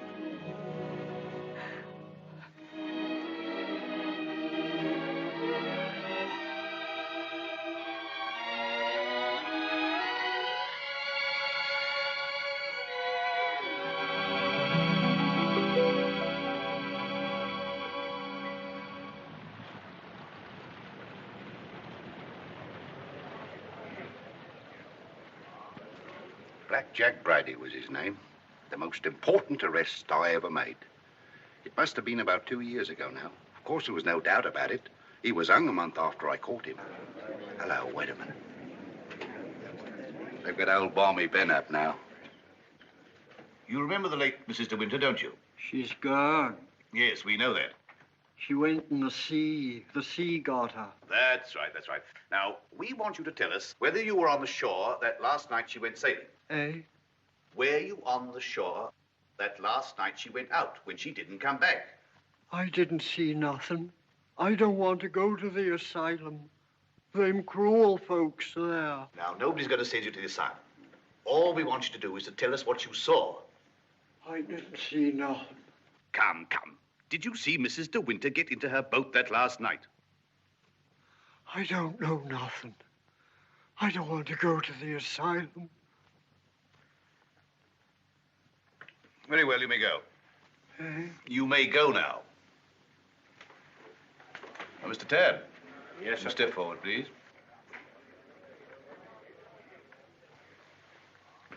The evidence you give is called to be the truth, whole truth, but the truth. I do. So help me God. The late Mrs. De Winter used to send her boat to your shipyard for reconditioning. That's right, sir.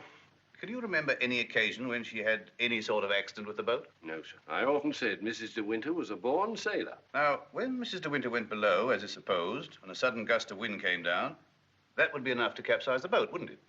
Excuse me, sir, but there's a little more to it than that. Well, what do you mean, Mr. Tabb? I mean, sir, the seacocks. What are the seacocks?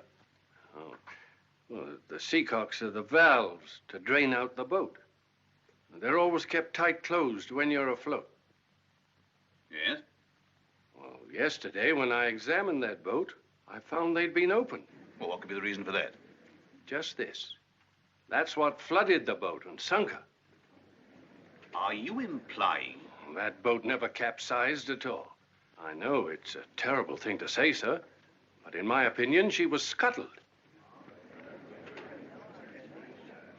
And there's them holes. What holes? You know, planking.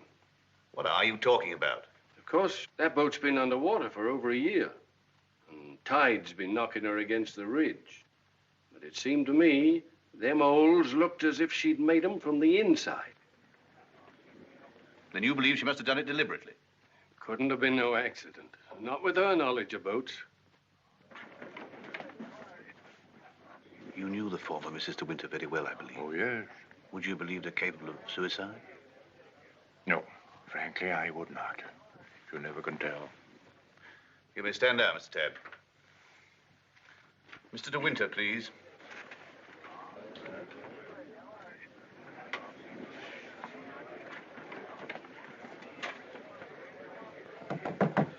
I'm sorry to drag you back for further questioning, Mr. De Winter, but you've heard the statement of Mr. Tabb. I wonder if you can help us in any way. I'm afraid not. Can you think of any reason why there should be holes in the planking of the late Mrs. De Winter's boat? Well, of course I can't think of any reason. Has anyone ever discussed these holes with you before? Well, since the boat has been at the bottom of the ocean, I scarcely think that likely. Mr. De Winter, I want you to believe we all feel very deeply for you in this matter. But you must remember that I don't conduct this inquiry for my own amusement. That's rather obvious, isn't it? I hope that it is. Well, since Mrs. De Winter went sailing alone, are we to believe that she drove those holes herself? Well, you may believe what you like. Can you enlighten us as to why Mrs. De Winter should have wanted to end her own life? I know of no reason whatever. Mr. De Winter, however painful it may be, I have to ask you a very personal question. Were relations between you and the late Mrs. De Winter perfectly happy? Were relations between you and the late Mrs. De Winter perfectly happy? I won't stand this any longer, and you might as well know now. My wife, she's fit. She's fit. We'll adjourn till after lunch. Mr. De Winter, I presume you'll be available for us then? I told you should have had some breakfast. You're hungry, that's what's the matter with you.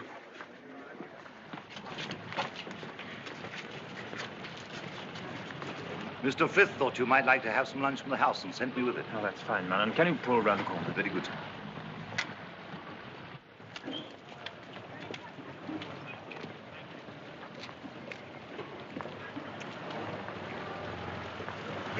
Awfully foolish to have me fainting like that. Nonsense. If you hadn't fainted like that, I'd have really lost my temper. Darling, please be careful.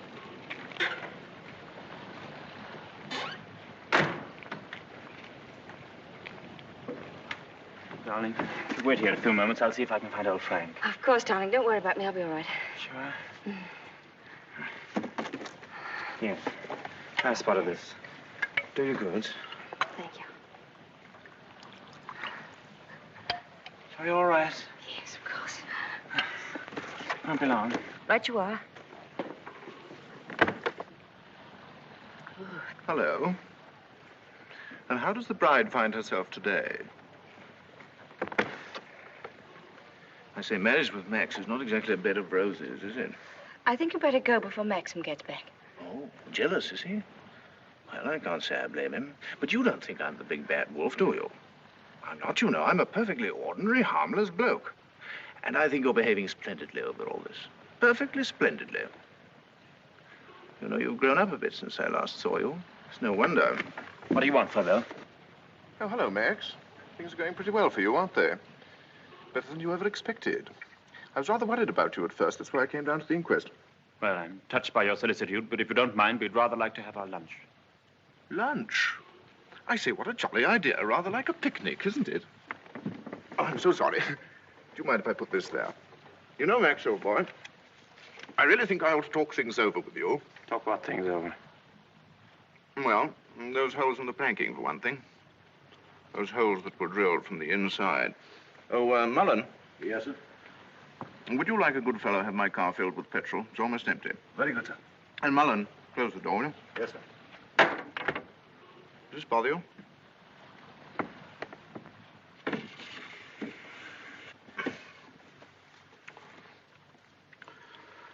You know, boy, I have a strong feeling that before the day is out, somebody's going to make use of that rather expressive, though somewhat old-fashioned term, foul play.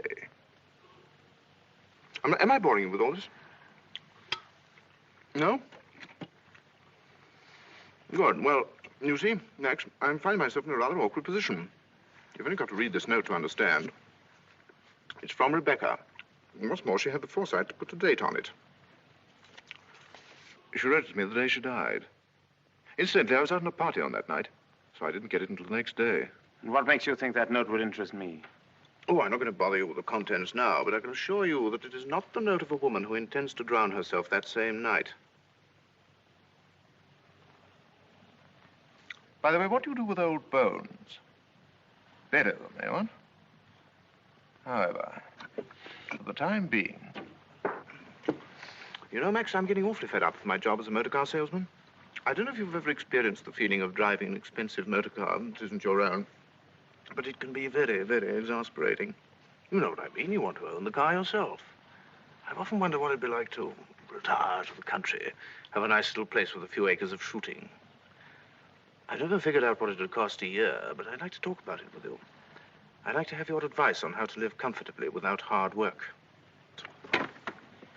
Hello, Favell. Are you looking for me, Maxim? Yes. Mr. Favell and I have a little business transaction on hand. I think we had better conduct it over at the inn. They may have a private room there. Well, see you later. Find Colonel Julian. Tell him I want to see him immediately. Come on, Pavel, let's go.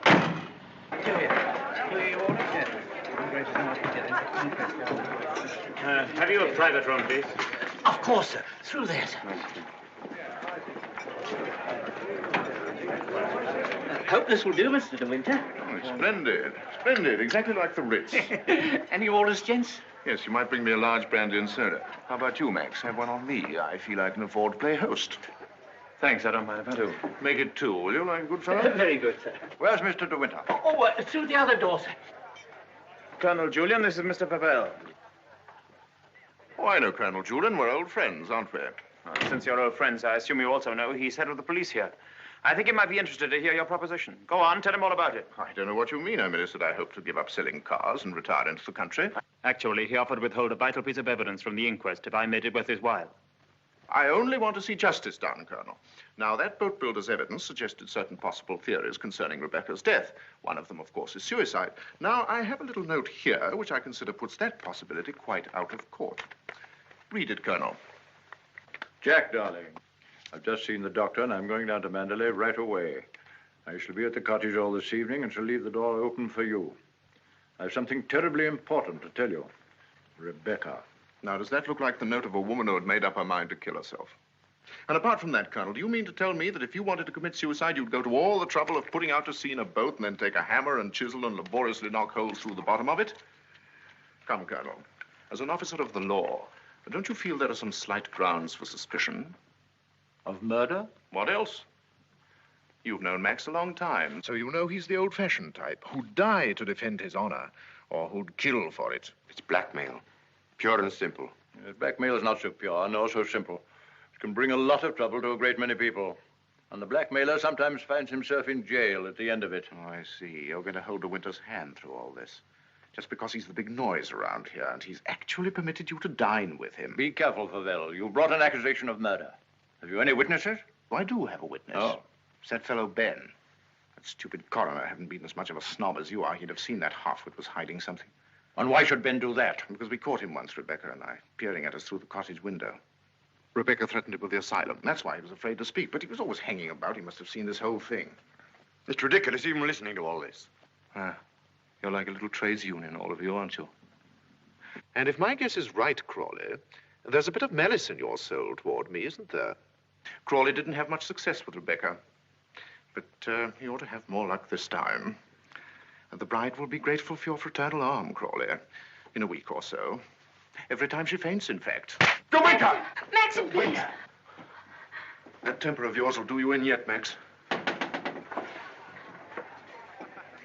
Oh, excuse me, gentlemen. Now, is there anything else? Yes. You might bring Mr. De Winter a sedative. No, nothing at all. Just leave us. Very good. Now, Pavel, let's get this business over. As you seem to have worked out the whole thing so carefully, perhaps you can provide us also with a motive. I knew you were going to bring that up, Colonel. I've read enough detective stories to know that there must always be a motive. And if you'll all excuse me a moment, I'll supply that, too. I wish you'd go home. You ought not to be here through all this. Please let me stay, Maxim. Surely, Colonel Julian, you're not going to allow this fellow to... My opinion of Pavel is no higher than yours, Crawley. But in my official capacity, I have no alternative but to pursue his accusation. I entirely agree with you, Colonel. In a matter so serious as this, we must make sure of every point, explore every avenue. And, in fact, if I may coin a phrase, leave no stone unturned. Here she is, the missing link, the witness who will help supply the motive. Colonel Julian, Mrs. Danvers, I believe you know everyone else. Won't you sit down? No offense, Colonel, but I think I'll put this to Danny. She'll understand it more easily. Danny, who was Rebecca's doctor? Mr. De Winter always had Dr. McLean from the village. Now, you heard. I said Rebecca's doctor in London. I don't know anything about that. Oh, don't give me that, Danny. You knew everything about Rebecca. You knew she was in love with me, didn't you? Surely you haven't forgotten the good times she and I used to have down at the cottage on the beach. She had a right to amuse herself, didn't she? Love was a game to her, only a game. It made her laugh, I tell you. She used to sit in her bed and rock with laughter at the lot of you. Can you think of any reason why Mrs. De Winter should have taken her own life? No, I refuse to believe it. I knew everything about her, and I won't believe it. There, you see, it's impossible. She knows that as well as I do. Now, listen to me, Danny. We know that Rebecca went to a doctor in London on the last day of her life. Who was it? I don't know. Oh, I understand, Danny. You think we're asking you to reveal secrets of Rebecca's life. You're trying to defend her, but that's what I'm doing. I'm trying to clear her name of the suspicion of suicide. Mrs. Danvers, it has been suggested that Mrs. De Winter was deliberately murdered. There you have it in a nutshell, Danny. But there's one more thing you'll want to know. The name of the murderer. It's a lovely name that rolls off the tongue so easily. George Fortescue Maximilian De Winter.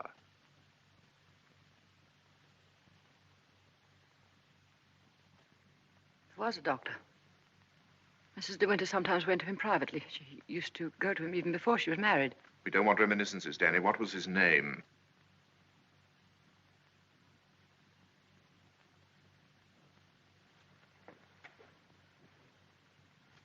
Dr. Baker, 165 Goldhawk Road, Shepherd's Bush. There you are, Colonel. There's where you'll find your motive. Go and question Dr. Baker. He'll tell you why Rebecca went to him, to confirm the fact that she was going to have a child. A sweet, curly-headed little child. It isn't true. It isn't true. She would have told me. She told Max about it. Max, who knew he wasn't the father, so like the gentleman of the old school that he is, he killed her. I'm afraid we shall have to question this, Dr. Baker. Here, here. But for safety's sake, I think I'd like to go along, too. Yes, unfortunately, I suppose you have the right to ask that. I'll see the coroner and have the inquest postponed pending further evidence. I say, aren't you rather afraid that the prisoner, shall we say, might bolt? You have my word for it that he will not do that. Toodaloo, Max. Come along, Danny. Let's leave the unhappy couple to spend their last moments together alone.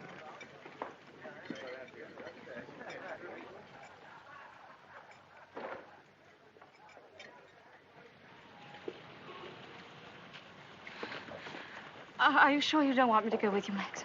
No, darling, it'll be very tiring for you. I'll be back the very first thing in the morning, and I won't even stop to sleep. I'll be waiting for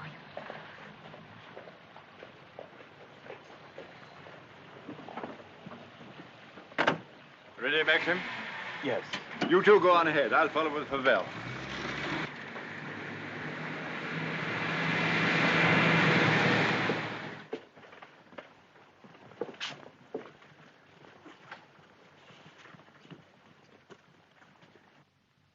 Dr. Baker, you may have seen Mr. De Winter's name in the papers recently.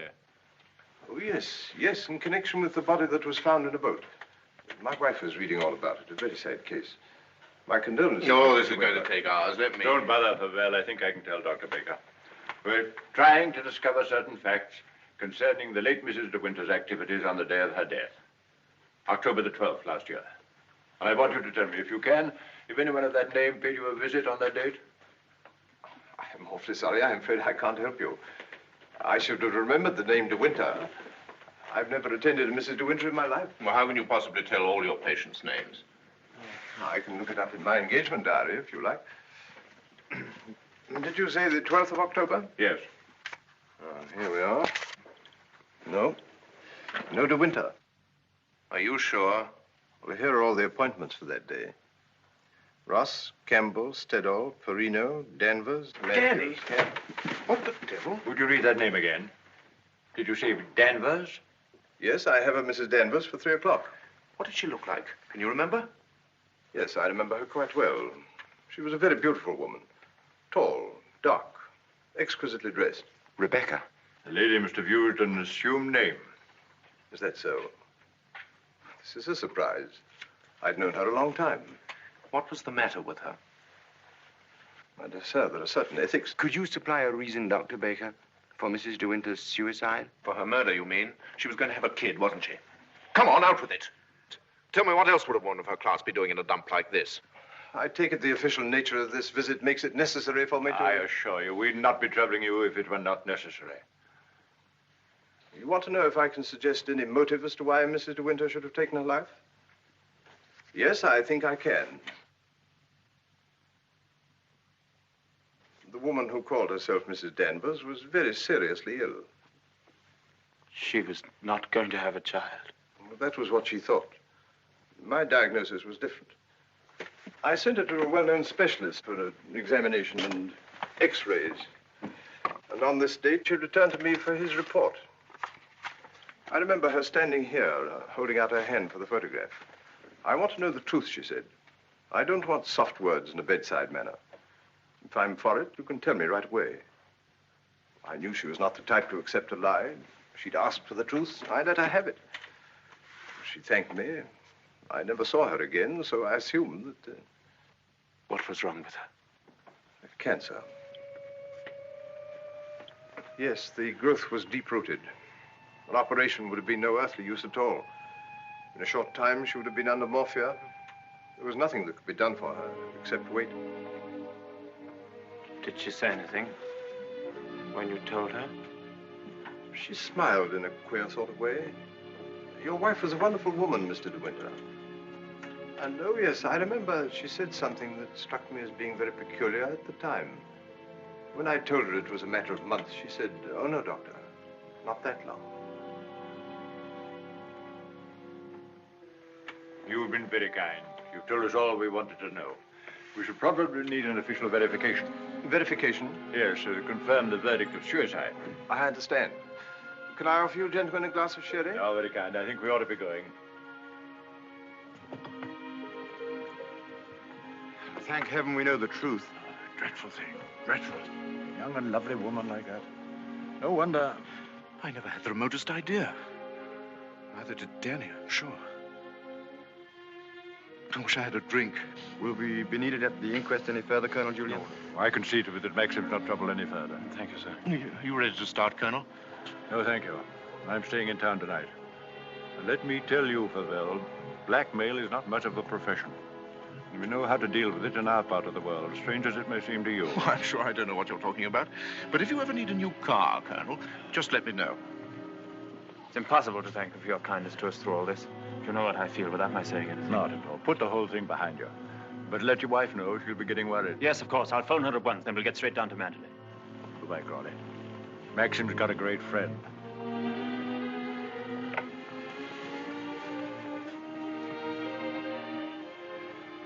Frank. Yes, Maxim? Something you don't know. Oh, no, there isn't.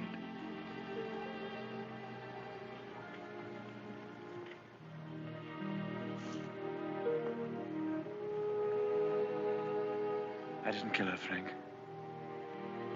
But I know now that when she told me about the child, she wanted me to kill her. She lied on purpose. She foresaw the whole thing. That's why she stood there laughing when she... Don't think about it anymore. Thank you, Frank. How, Danny? I just wanted to tell you the news. Rebecca held out on both of us.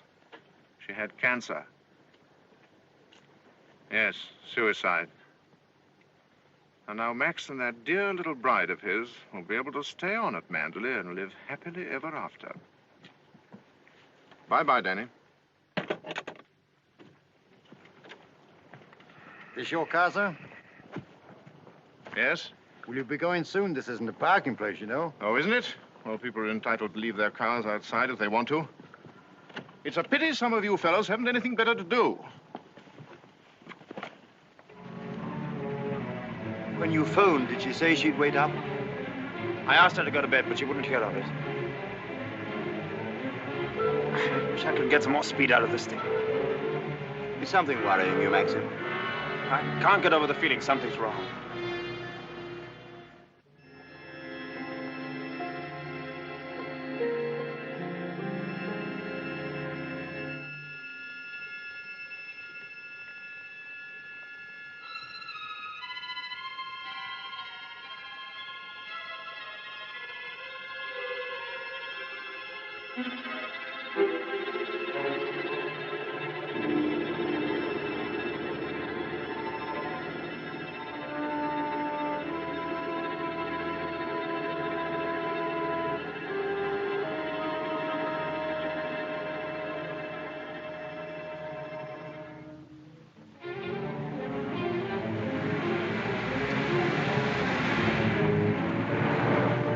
Frank. What's the matter? Why did we stop? What's the time? Well, this clock's wrong. It must be 3 or 4. Why?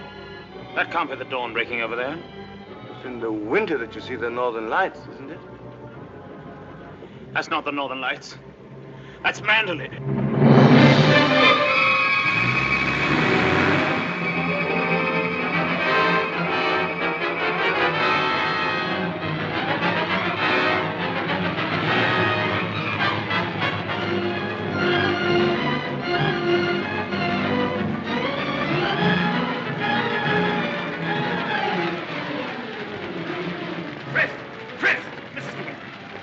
I thought I saw her. Where?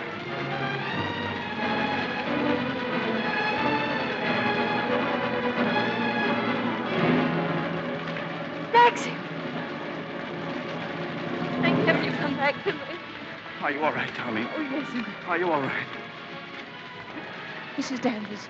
She's gone mad. She said she'd rather destroy Mandalay than see us happy here. Look! The West Wing!